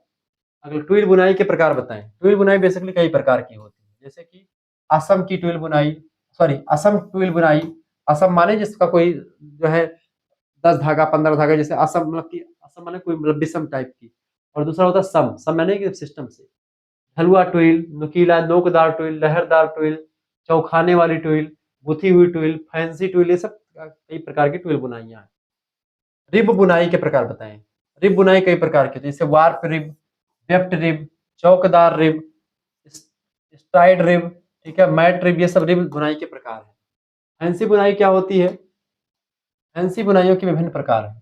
फैंसी बुनाई के विभिन्न प्रकार जैसे कि डाबी बुनाई, जैकार्ड बुनाई, स्वीवेल बुनाई, लीनो बुनाई या गाज बुनाई कहते हैं इसको, लैपेट बुनाई, डबल क्लॉथ बुनाई, तो ये सब फैंसी बुनाइयों के प्रकार हैं। तो बुनाई कितनी बुनाई, जैसे शॉर्टिन बुनाई, डाबी बुनाई, तमाम बुनाइयों के प्रकार हैं इसमें फैंसी में।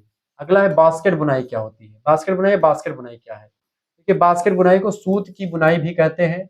यह बुनाई सादी बुनाई की तरह होती है तथा संतुलित होती है। इसमें दो या दो से अधिक धागों को एक समझदार की एक जो है समक्षर ताने व बाने में प्रयोग किया जाता है और इसके पश्चात इन धागों को सादा बुनाई में बुना जाता है। आप बास्केट बुनाई देखते हैं, बास्केट कभी जो टोकरी बुनना देखते हैं गांव वगैरह में, जो झुआ टोकरी बुनाई जाती है, तो उसी टाइप का होता है ये, ठीक है। खाजा वाजा रखने के लिए गौना वगैरह में जाता है, तो तमाम देखे होंगे वो सब चीज, तो वैसी बुनाई। ब्रेडिंग क्या है।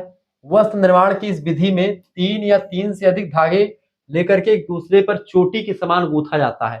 जैसे महिलाएं अपनी चोटी जो तीन तीन धागे होते हैं, उसमें चोटी में 3 होता है ना, तो तीनों को एक जिस तरीके से अलग अलग गुथती हैं, एक को मिलाए फिर एक ऐसे करके, तो 3 धागे, ठीक है। इसमें इसमें 3 से अधिक धागे, 3 धागे। कभी कभी क्रोशिये से यह कार्य किया जाता है। सजावटी काम में आने वाले सुंदर और आकर्षक वस्त्र जो होते हैं इस विधि के द्वारा बनाए जाते हैं, ब्रेडिंग विधि के द्वारा। इसमें 3 चीजें होती हैं। अगला क्वेश्चन, ड्राफ्टिंग किसे कहते हैं। वस्त्र की कटाई से पहले जब नाप लेते हैं हम, जैसे वस्त्रों की नाप ले, दर्जी नाप लेता है नाप लेने के बाद में क्या करता है, एक छुही या चाक होता है, पेन होता है, पेंसिल होती है, उसी से चिन्ह लगा लेता है ड्राफ्ट की, भाई हमको वस्त्र यहाँ से काटना है, इतनी लंबा वस्त्र करना है, इतना चौड़ा वस्त्र करना है, तो उसी को ड्राफ्ट करते हैं। एक सांचा बना लेना कि ये इसे हमसे कटाई, यानी कटाई करने से पहले कटाई की नाप सही तरीके से कर लेना, कहाँ कहाँ पर काटना है कोई चीज से, वो होता है आपका ड्राफ्टिंग। ठीक है, वस्त्र की कटाई से पूर्व नापों के आधार पर कटाई की निमित्त वस्त्र की आकृति बना ली जाती है, जिसे हम ड्राफ्टिंग कहते हैं। ड्राफ्टिंग का अभ्यास कागज पर या मिल्टन क्लॉथ पर कर सकते हैं। ड्राफ्टिंग बनाने का समय मतलब का सबसे बड़ा लाभ ये होता है कि इससे कपड़े की आकृति सही व सुंदर बनती है और फिटिंग भी सही आती है लोगों को। बार बार ड्राफ्टिंग करने से भी यह पता चलता है कि कितना कपड़ा लगेगा, और जब पूछते कि भाई हमारे इसमें इतना लंबाई में कितना कपड़ा लगे, तो बताते हैं कि 2 मीटर 3 मीटर कपड़े। अगला क्वेश्चन आ चुका है, वस्त्रों का चुनाव किस प्रकार करना चाहिए। वस्त्रों का चुनाव देखिए, पहली बात ऋतु संबंधी, यानी गर्मी महीना है तो गर्मी के हिसाब से, ठंडी है ठंडी के हिसाब से वस्त्र खरीदना चाहिए। प्रकार संबंधी, यानी कि आपको रेशम का लेना है, किसका लेना, तो उसके हिसाब से। नमूना संबंधी, यानी किस पे उस पे क्या छपाई की गई है, किसको आप चेकदार चाहिए, कैसा चाहिए, ये सब चीजें। रंग संबंधी, किस कलर का चाहिए, कलर आपको चूज करना चाहिए। वस्त्रों की पहचान संबंधी, यानी कि वस्त्र किस किस कंपनी का है, कितना अच्छा है, कितना क्वालिटी कैसी है, वो सब देखना। ठीक है, ये सब आपको वस्त्र को चुनते समय सब ध्यान देना योग्य बात है। ऊन किस पदार्थ से बनता है। ऊन जो है केराटीन नामक एक प्रोटीन युक्त पदार्थ से बनता है। ठीक है, प्रथम श्रेणी का ऊन किस प्रकार के ऊन को कहते हैं। तो प्रथम श्रेणी का ऊन एक मेरिनो नाम की भेड़ होती है, मेरिनो जाति की भेड़, उससे जो उसके बाल से जो ऊन प्राप्त होते हैं उसी को सबसे अच्छा ऊन कहा जाता है, सर्वोत्कृष्ट ऊन होता है मेरिनो भेड़ की जो है, हाँ, जो एक प्रकार से वस्त्रों से। अगला क्वेश्चन आ चुका है, पारिवारिक बजट के उद्देश्य बताइए। कि पारिवारिक बजट गृह अर्थव्यवस्था का एक महत्वपूर्ण और उपयोगी प्रपत्र होता है। इस प्रपत्र को तैयार करने का मुख्य उद्देश्य परिवार के सदस्यों की जो आय और व्यय है, यानी खर्चा, आमदनी ठन्नी खर्चा रुपए वाला नहीं, आय जितना है उसके अकॉर्डिंग जो है बचत भी करनी है और हमारा खर्चा भी चलना है, वो बजट में होता है। आय व्यय का संतुलन बनाना होता है। इस मुख्य उद्देश्य के अतिरिक्त पारिवारिक बजट के उद्देश्य और कई सारे होते हैं। देखिए, पारिवारिक बजट का पहला उद्देश्य होता है परिवार के सभी स्रोतों से प्राप्त होने वाली आय का व्यवस्थित एवं सही सही विवरण प्राप्त करना। ठीक है, यानी परिवार की स्रोत है, यानी कहाँ से कितना पैसा आ रहा है और कहाँ पर कितना पैसा जा रहा है, इसका पूरा विवरण होना चाहिए। परिवार के सभी सदस्यों की आवश्यकता क्या है, उसका समुचित ज्ञान प्राप्त करना तथा उन आवश्यकताओं की पूर्ति के लिए आवश्यक व्यय का विवरण प्राप्त करना। कितना कितनी आवश्यकता और कितना व्यय लगेगा, उसका पूरा विवरण चाहिए। इसके अलावा परिवार के आय व्यय के अनुपात को ज्ञात करना, कहीं कितना आमदनी है, 10,000 आ रही है तो 5,000 खर्च हो रहा है कि 8,000 खर्च हो रहा है, उसका अनुपात हो। इस आधार पर रहन सहन के स्तर को उन्नत बनाने के उपाय सोचना, ताकि कितना खर्चा कितना बचत हो रहा है, बचत के हिसाब से बचत में हम और ऐसा क्या चीज कर ले जिससे हमारा परिवार आगे बढ़े। परिवार के मुखिया एवं अन्य वरिष्ठ सदस्यों को परिवार की आय में आवश्यक वृद्धि करने के लिए मोटिवेट करना, ताकि वो जो है आय लगातार बढ़ाने पर जो है मजबूर हो जाएं और आय बढ़ाएं। ठीक है,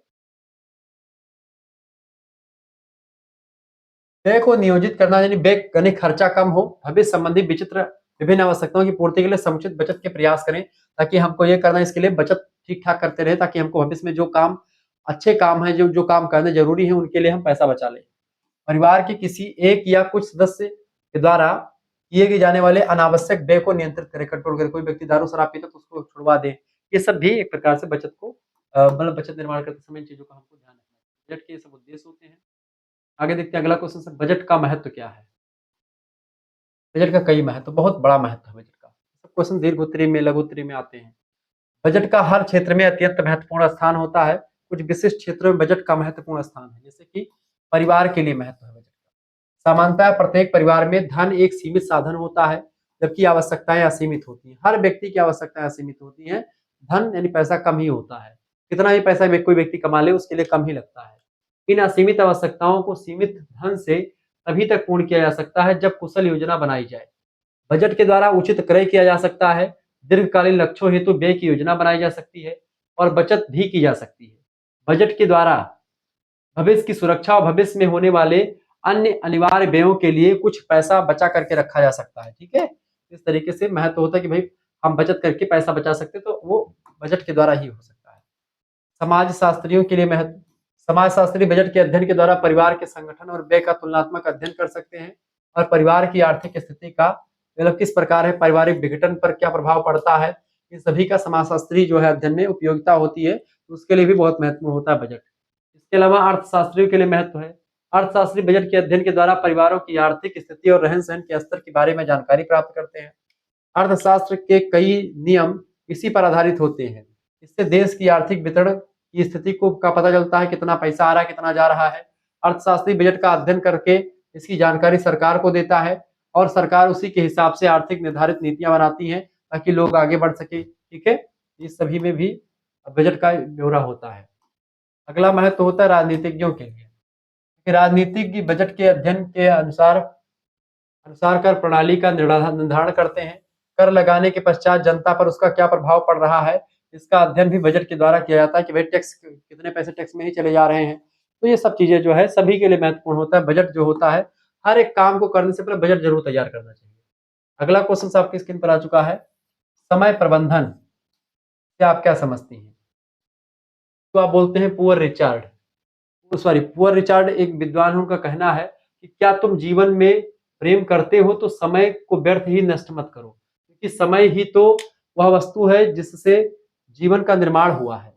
यह समय की साधारण व प्रेरणात्मक परिभाषा है और इसके द्वारा प्रत्येक व्यक्ति के जीवन में समय का क्या महत्व है यह बताया गया है। यहाँ पर समय व्यवस्थित किया जाए, समय यानी किस काम में समय कम लग रहा है उस काम को करें, इसमें समय कम समय में हमको ज्यादा प्रॉफिट हो रहा है उस समय को कर मतलब उस काम को करें।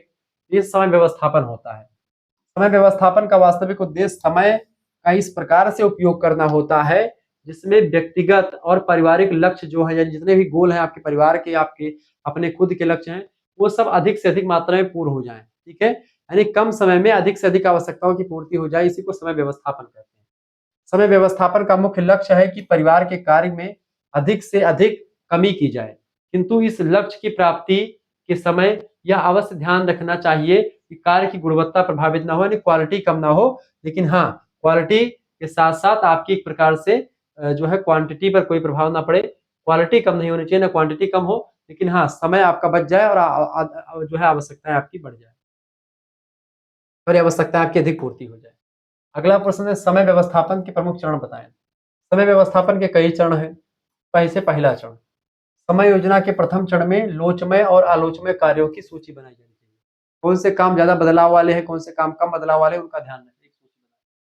दूसरा चरण होता है, द्वितीय चरण में समय का अनुमान लगाने के लिए दो तरीके हो सकते हैं। दो तरीके कौन कौन से? या तो व्यक्ति प्लीज वेट अ मोमेंट, जल ग्रहण कर लूं।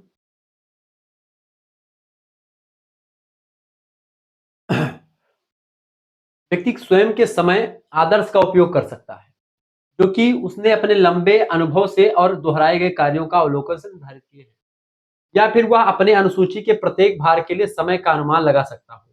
तो ये एक प्रकार से समय का अनुमान लगाने के तरीके हो सकते हैं। तीसरा चरण होता है समय व्यवस्थापन का। समय अनुसूची बनाने का तृतीय चरण होता है आवश्यकताओं को एक रूपता प्रदान करना, या उसी प्रकार है जिस प्रकार धन की योजना बनाने में उपयोग में लाया जाता है। ठीक है, तो इसको कर लें, यानी कि एक अनुसूची तैयार कर लें, क्या करना है, कैसे क्या है। इसके अलावा अर्थात समय क्रम का चौथा होता है समय क्रम का निर्धारण करना, यानी किस समय हमको क्या करना है। इसमें किए गए जाने वाले कार्यों को क्रम से लिखा जाए कि कौन सा कार्य हम पहले करेंगे, कौन सा बाद में करेंगे, कितना समय किसको देंगे। साथ में उनको संपन्न करने का वैधानिक समय भी लिखा हो कि कितने समय तक हम जो है इस काम को कर लेंगे।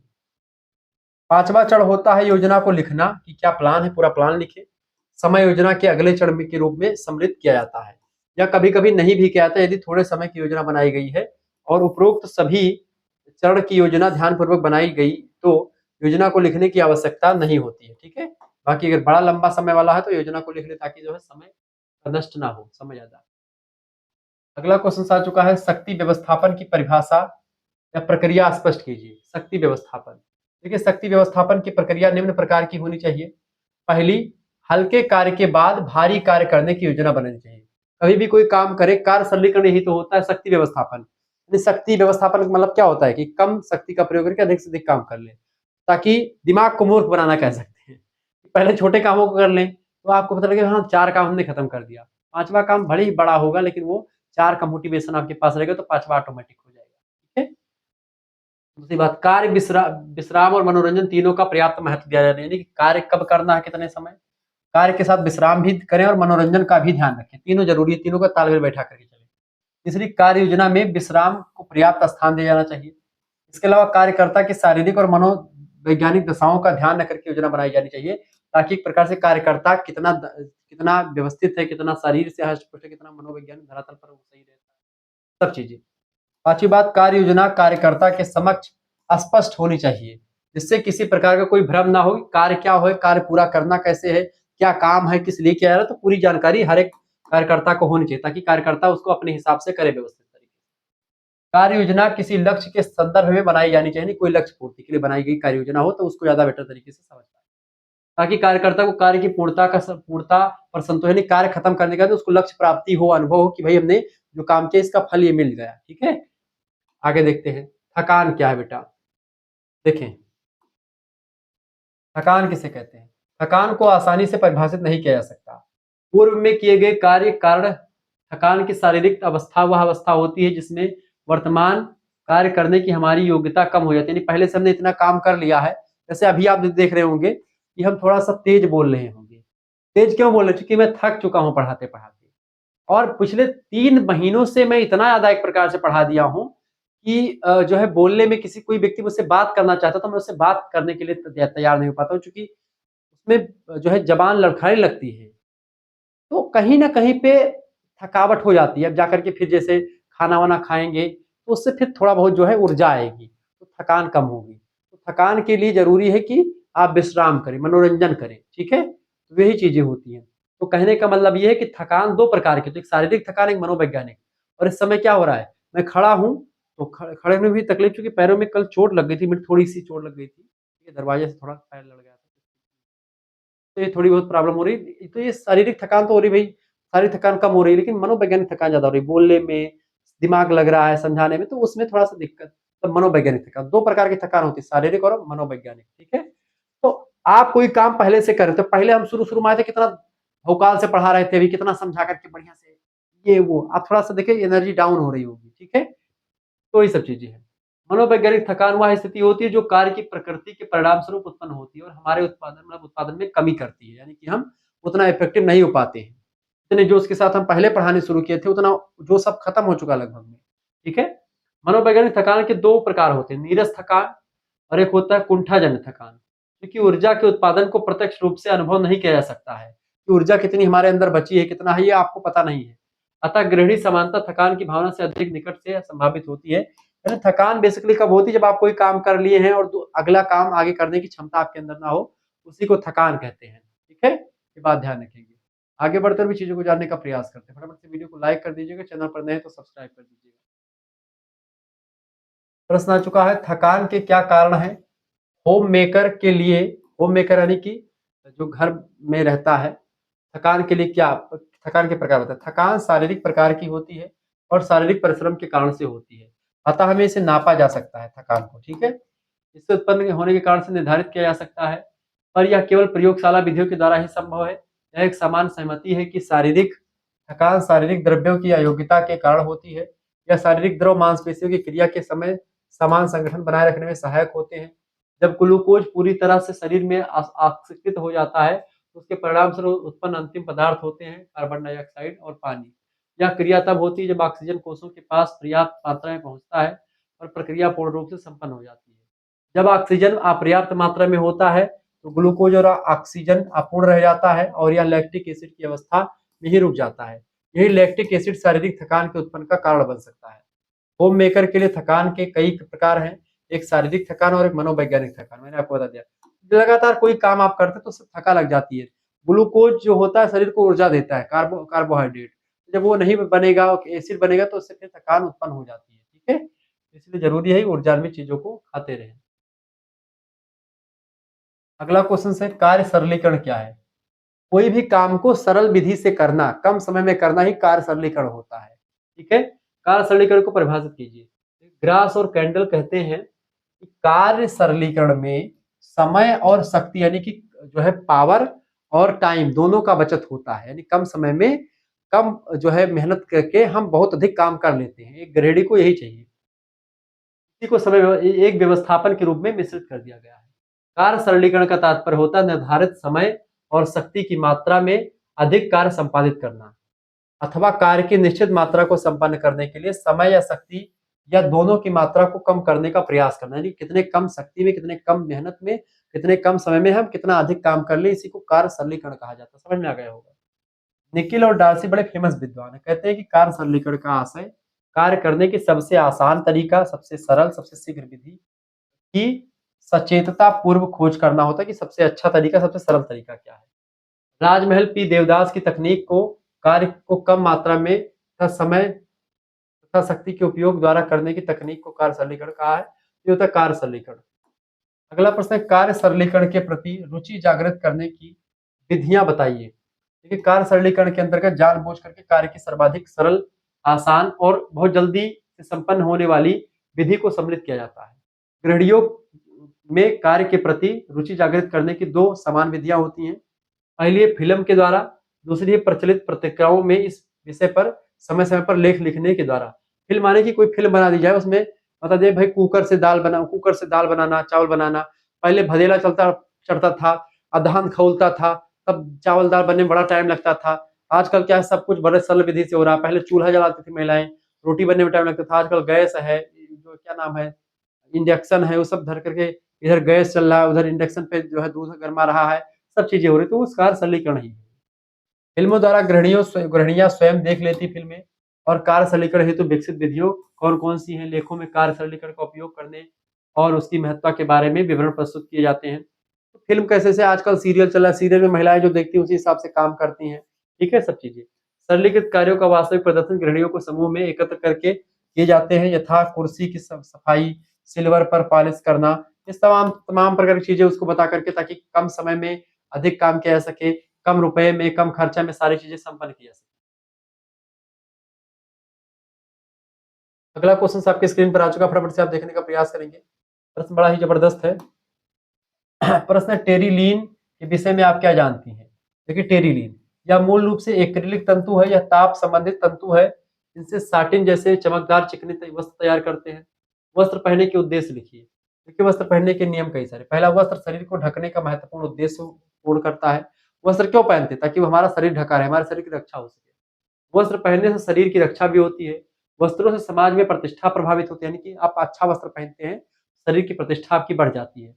वस्त्र व्यक्ति के व्यक्तित्व का आकर्षक बढ़ाते हैं, यानी कि अगर आप कपड़ा पहन के पढ़ाते हैं, अभी देखिए खूब अच्छा-अच्छा कपड़ा पहन के शादी ब्याह में क्यों अच्छे-अच्छे कपड़े लोग पहन के जाते हैं? क्योंकि उनका सुंदरता बढ़ जाती है शादी में। दूल्हा-दुल्हन आप देखते हैं कितना सुंदर लगती है जब वो वस्त्र पहनते हैं अच्छे-अच्छे, ठीक है? तो वस्त्र जो होते हैं आपका आकर्षण बढ़ाते हैं, आपको अच्छा दिखाते हैं, आपकी प्रतिष्ठा, आपके समाज में मान-मर्यादा बढ़ती है, आपसे ताप, आपसे जो है वायु, और आप जो है धूप, इन सभी से बच पाते हैं, वर्षा से बच पाते हैं, सब चीज़ें। ठंडी से बच पाते हैं, गर्मी से बच पाते हैं। लिनन के विषय में आप क्या जानती हैं? लिनन, देखिए लिनन जो है एक प्रकार की सन होती है। इसका तंतु फ्लाक्स नाम के पौधे के तने से प्राप्त किया जाता है। लिनन प्राकृतिक और वानस्पतिक रेशों में से एक है। लिनन से घरेलू वस्त्र जैसे मेजपोश, नेपकिन, तौलिया, तकिए, गिलाफ, चादरें, अलंकरण के लिए आवरणों के रूप में तमाम प्रकार की चीजें प्रयोग करी जाती है। तौलिया वगैरह जो होती है ये इसी वस्त्रों से बनाई जाती है। सिलाई मशीन के साधारण दोषों को बताएं। सिलाई मशीन के कई दोष हैं। पहला, धागे का टूटना। धागे सिलाई मशीन में कभी कभी टूट जाते हैं, ये दोष है।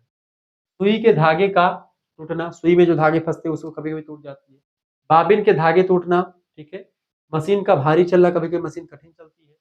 सुई का बार बार टूटना, जो कभी कपड़े अच्छे कपड़े नहीं है या सुई दूसरे क्वालिटी की तो टूट जाती है।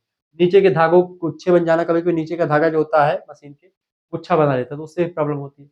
कपड़े का रुक रुक करके एक खिसकना मशीन में, ये भी प्रॉब्लम होती है, ठीक है। कपड़े का इकट्ठा हो जाना, कभी कभी ऊपर व नीचे के धागों का उपयुक्त तनाव हो जाना, तो इससे भी प्रॉब्लम होती है। ये सब जो है मशीन के साधारण दोष है, आप नोट डाउन कर लीजिएगा। अगला क्वेश्चन, रेशम की भौतिक विशेषताएं बताएं। देखिए, रेशम की भौतिक विशेषताएं निम्नलिखित है। पहला, संगठन। दूसरा, लंबाई। तीसरा, मजबूती। चमकदार, लचीलापन, ऊष्मा संचालन, घर्षण प्रभाव, साफ सफाई, धुलाई, इन सभी में उपयोगी होता है। मोयरिंग क्या है बताइए। मोयरिंग एक विधि है वस्त्रों की सतह को चमकदार बनाने की। यह एक प्रकार की परिसज्जा होती है, सजाने वस्त्रों को अच्छा दिखाने के लिए एक विधि होती है, ठीक है। ये बात आप ध्यान रखेंगे। उभरे हुए बेलनों के द्वारा वस्त्र पर प्रेस की जाता है, जिससे चमकदार, आकर्षक व लहरदार डिजाइन तैयार हो जाती है। इसी को मोयरिंग अगला क्वेश्चन आपके स्क्रीन पर आ चुका है, खनिज तंतु एस्बेस्टस का निर्माण किस प्रकार होता है? एस्बेस्टस का निर्माण, हेडिंग डालेंगे, लिखेंगे एस्बेस्टस तंतु निर्माण के लिए खनिज पदार्थों के सिलिकेट पर दबाव डाल करके इनकी चादर बनाई जाती है। फिर इस चादर के सूक्ष्म रेशे काटे जाते हैं। एस्बेस्टस रेशों में किस्रोलाइट एस्बेस्टस के तंतु निर्माण की दृष्टि से सबसे उपयुक्त रहते हैं, क्योंकि इनसे सबसे उत्तम प्रकार के, अच्छे प्रकार के लंबे, महीन, मजबूत और लचीले धागे तैयार होते हैं। इनसे प्लाई वाले धागे बनाए जाते हैं। अगला प्रश्न, परिधान निर्माण के सिद्धांत कौन कौन से हैं? परिधान निर्माण के विभिन्न सिद्धांत हैं, जैसे सिलाई का सबसे पहला सिद्धांत है उपयुक्त फिटिंग, यानी सबसे सिलाई का पहला सिद्धांत क्या? प्रधान निर्माण का, प्रधान निर्माण में सिलाई करना, कपड़े बनाने की जो सबसे पहली विधि क्या है कि जैसे जो कपड़ा बना रहे हैं वो फिटिंग का हो, जिसके लिए आपने बना रहे हैं।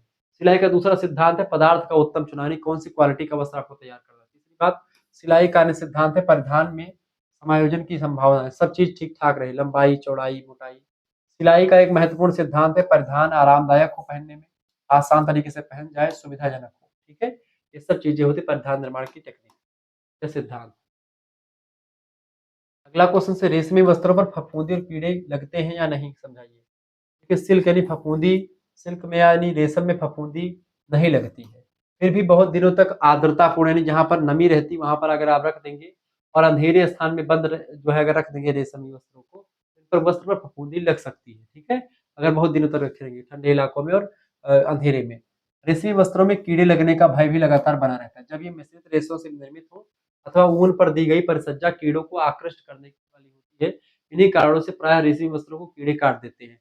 रेशमी वस्त्रों को कीड़े काटते हैं, लेकिन सूती वस्त्रों को कीड़े नहीं काटते। सूती वस्त्रों पर फफूंदी लगती है, रेशमी वस्त्रों पर फफूंदी कम लगती है। लेकिन रेशमी वस्त्रों को अगर आप ठंडे इलाकों में और अंधेरे में रखेंगे तो फफूंदी उसपे भी लग सकती है। ठीक है, ये चीजें ध्यान रखेंगे। अगला क्वेश्चन आ चुका है, रेशमी वस्त्र धोने से पूर्व की तैयारी को संक्षेप में स्पष्ट कीजिए। देखिए रेशमी कपड़ों को गुनगुने पानी से धोना चाहिए, यानी कि थोड़ा गर्म करके पानी। इसके लिए गुनगुना पानी तैयार रखना चाहिए। यदि जल कठोर हो तो उसमें मृदु बनाने के लिए 1 यानी 1.5 चम्मच, ठीक है, 1/2 यानी मतलब कि सॉरी आधा चम्मच सुहागा या नौशादर पानी में मिला देना चाहिए। रेशमी वस्त्रों को धोने के लिए साबुन के छोटे-छोटे टुकड़े या रिन, सर्फ या व्हील का प्रयोग कर सकते हैं। व्हील वगैरह जैसे आप देखते हैं, निरमा आता नहीं हो महीन-महीन, तो उसी को आप प्रयोग कर सकते हैं धुलने के लिए। रेशमी वस्त्र कोई दिक्कत नहीं होती है। सूत के विभिन्न प्रकारों को संक्षेप में प्रकट कीजिए। देखिए सूतों को विभिन्न रूप प्रदान किए गए हैं। इसी आधार पर सूतों के प्रकार किए जाते हैं। सूत का मुख्य रूप से 3 प्रकार होता है। पहला सामान्य सूत, दूसरा है सम्मिश्रित सूत, तीसरा है नॉवेल्टी सूत। ये सूत के प्रकार हैं, ध्यान रखिए। आगे देखते हैं, अगला क्वेश्चन आ चुका है, रेशम के विभिन्न प्रकार क्या हैं? रेशम के कई प्रकार हैं, 2 प्रकार बेसिकली, एक स्वनिर्मित रेशम यानी जंगली रेशम जो होता है और दूसरा उत्पादन जिसका करते हैं हम। एक तो जंगल में रेशम के कीड़े मिलते हैं वहां से प्राप्त होता है, और दूसरा रेशम के कीड़े को हम उत्पादन करते हैं कृत्रिम तरीके से। अगला, ऊन और रेशम में कोई 2 अंतर बताएं। देखिए ऊन और रेशम, पहला ऊन जो होता है प्रोटीन प्रधान रेशा, यानी ऊन में केराटिन प्रोटीन होता है, इसमें यूरिया की मात्रा भी मिलती है। जबकि रेशम शुद्ध प्रोटीन तंतु रहता है, यानी रेशम में केवल शुद्ध प्रोटीन रहता है, जबकि उनमें यूरिया प्रोटीन के साथ मिली रहती है। ठीक है, दूसरी बात, ऊन तंतु पर फफूंदी नहीं लगती है, पर कीड़ों से नष्ट हो जाते हैं। शुद्ध रेशम पर फफूंदी और कीड़े दोनों का प्रभाव जो होता है वो नहीं होता है। ठीक है, रेशम फफूंदी और कीड़ों के प्रभाव से मुक्त होते हैं, लेकिन हाँ अगर इनको अलग शुद्ध रेशम जो होता है वो, लेकिन उसके अगर उसमें मिलावट है, ठीक है, तो उसको कीड़े काट देंगे बड़े जल्दी। ठीक है, या फफूंदी लग जाएगी। अगला क्वेश्चन है और लास्ट क्वेश्चन है कि वस्त्र व्यक्तित्व निर्माण में किस प्रकार सहायक है? उपयुक्त समय व व्यवसाय के अनुसार वस्त्र पहनने से व्यक्ति के व्यक्तित्व के में आकर्षण और आ जाता है। दूसरे लोग स्वतः ही उससे प्रभावित होने लगते हैं। उचित वस्त्रों से व्यक्ति में स्वयं विश्वास उत्पन्न हो जाता है। जैसे एक डॉक्टर का अलग वस्त्र होता है, एक शिक्षक का अलग होता है, पुलिस अधिकारी का अलग, दुकानदार, व्यापारी सब अपनी अपनी उचित वेशभूषा में रहते हैं और इसके द्वारा आकर्षण का केंद्र बनते हैं। उचित वेशभूषा ना होने से व्यक्ति दूसरों का मजाक बनने का शिकार हो जाता है, पात्र बन जाता है, तो इस तरह की तमाम सारी चीज़ें। ऐसे ही एंशिएंट हिस्ट्री का मैंने लेक्चर दिया हुआ है, जिन्होंने नहीं देखा देख लीजिएगा। ऐसे ही हिस्ट्री का आएगा, सारे पॉलिटिकल हिस्ट्री आप जो है इंडिया के बारे में हमने 620 से 647 ईस्वी तक के इतिहास के बारे में पूरा बता दिया है, देख लीजिएगा इसको। आपको अगर सभी सब्जेक्ट का पीडीएफ चाहिए तो पीडीएफ आप प्राप्त कर सकते हैं। 91 61 93 60 62 पर तुरंत एसएमएस कीजिए व्हाट्सएप पर। क्या एसएमएस करेंगे? अपना नाम, अपनी यूनिवर्सिटी का नाम, ठीक है, अपने सब्जेक्ट के नेम, आप किस सेमेस्टर में अपने सेमेस्टर के नाम लिख दीजिएगा। आप जैसे सेकंड सेमेस्टर में भी पढ़ रहे हैं तो सेकंड सेमेस्टर के लिए कोर्स की व्यवस्था कर दी गई है। आपके पास एक स्कैनर भेजेंगे, जैसे आप एसएमएस करेंगे व्हाट्सएप पर, आपको केवल 100 रुपए फीस उसी पर खुद कर देना है या किसी दूसरे से करवा देना है, जैसा भी आपको अच्छा लगे। आप चलाते तो आप अपना भेज दीजिए, नहीं चलाते तो किसी दूसरे से भी आप भिजवा सकते हैं। 100 रुपए फीस में आपको क्या मिलेगा, live class, video video notes, PDF notes सब कुछ आपको मिल जाएगा, पीडीएफ, वीडियो लेक्चर, ठीक है। जैसे सोशियोलॉजी का, ज्योग्राफी का, पॉलिटी का, हिंदी का, सभी सब्जेक्ट का आपको पीडीएफ मिल जाएगा। को करिकुलर वगैरह का पेपर हो गया, आपने देखा होगा पूरा का पूरा पेपर मैंने फंसवा दिया था, सबका सब वही आया। ऐसे ही ज्योग्राफी में आया, ऐसे ही हिंदी में सब कुछ आ गया, ठीक है। तो आप किसी भी विश्वविद्यालय से, जैसे महात्मा गांधी कृषि विद्यापीठ का सेकंड का पेपर भी चल रहा, तो उसके लिए बहुत ही आप ही जुड़ जाए सारे बच्चे उसके, ठीक है। तो उसके लिए 100 रुपए फीस है केवल। लेकिन अगर आप चाहते हैं कि हमको थर्ड सेमेस्टर में गुरु जुड़ना है, थर्ड सेमेस्टर की फीस भी 100 रुपए है। इसमें आपको 6 महीने तक क्लास मिलती रहेगी। 6 महीने तक आप हमारे ग्रुप से जुड़े रहेंगे, जिसमें आपको live class, video lecture, PDF notes आपके ऑब्जेक्टिव लिखित दोनों टाइप के होंगे, और पीडीएफ के साथ आंसर भी मिलेगा आपको, यानी आंसर की मिलेगी। कई विश्वविद्यालय के पेपर सॉल्व किए जाएंगे, पेपर भी आपको सॉल्व फॉर्म में मिलेंगे। तो बहुत ही बेहतर अंदाज में आपको चीजें मिलने वाली है। केवल 100 रुपए फीस में पूरा थर्ड सेमेस्टर के आपके पांचों सब्जेक्ट की तैयारी करवाई जाएगी, मात्र 100 रुपए फीस में। लेकिन अगर आप चाहते हैं कि हमको सेकंड और थर्ड दोनों का एक साथ लेना है, अभी जैसे आप महात्मा गांधी काशी विद्यापीठ में पढ़ रहे हैं या किसी विश्वविद्यालय पढ़ रहे हैं, जो राम मनोहर लोहिया विश्वविद्यालय, वीरभद्र सिंह पूर्वांचल विश्वविद्यालय, सिद्धार्थ यूनिवर्सिटी, दीनदयाल उपाध्याय गोरखपुर विश्वविद्यालय, जनक शंकर बलिया विश्वविद्यालय, महाराजा सुहेलदेव आजमगढ़ विश्वविद्यालय, ठीक है, प्रोफेसर रज्जू भैया स्टेट यूनिवर्सिटी, ठीक है, या फिर आप चौधरी सिंह मेरठ विश्वविद्यालय, छत्रपति साहू जी महाराज कानपुर विश्वविद्यालय, एमजी प्यारी बरेली, ठीक है, डॉक्टर भीमराव अम्बेडकर आगरा विश्वविद्यालय, मासा कुम्भरी यूनिवर्सिटी सहारनपुर, ठीक है। इसके अलावा आप जनक चंद्रशेखर बलिया विश्वविद्यालय, ठीक है, राजा महेंद्र प्रताप सिंह स्टेट यूनिवर्सिटी, आप किसी विश्वविद्यालय पढ़ रहे हैं जहाँ की परीक्षा ऑब्जेक्टिव में लिखित दोनों टाइप की होती है। सभी की तैयारी शुरू कर दी गई है, जिनको भी जुड़ना जुड़ सकते हैं थर्ड सेमेस्टर वाले में। सेकंड और थर्ड का एक साल लेंगे तो केवल 150 रुपए फीस लगेगी, लेकिन अगर केवल एक सेकंड का लेंगे तब भी 100 रुपए, थर्ड का लेंगे तब भी 100 रुपए, ठीक है। आप पहले लेंगे तब भी 100 रुपए, और परीक्षा के दिन आएंगे करी कहेंगे गुरुजी हमको कोर्स चाहिए, तब भी 100 रुपए फीस लगेगी। लेकिन अगर आप अभी जुड़ेंगे तो आपका ही फायदा है, आप क्लासेस में जुड़े रहेंगे, सब कुछ क्लास शुरू से आप पाते रहेंगे, सब कुछ मिलेगा, पीडीएफ नोट्स मिलेगा, प्रीवियस ईयर क्वेश्चन पेपर मिलेगा, साल फार्म में सब कुछ मिलेगा। धन्यवाद, मिलते हैं फिर नेक्स्ट वीडियो, तब तक के लिए जय हिंद जय भारत। आप सभी का बहुत बहुत धन्यवाद हमारे से जुड़ने के लिए। इसी प्रकार से अपना प्यार हमेशा बना रखें। बहुत बहुत 1.5 घंटे में हमने पूरा पढ़ा दिया आपको, देखो 1.5 घंटे आपको पढ़ाते हुए हो गए मुझे, ठीक है। धन्यवाद बेटा, बहुत बहुत धन्यवाद आप सभी का। वीडियो को लाइक कर दीजिए, चैनल पर नए हैं तो सब्सक्राइब कर दीजिएगा। बहुत मेहनत लगी है इस वीडियो को बनाने में, आप सभी लोग प्लीज वीडियो को शेयर कर दीजिएगा।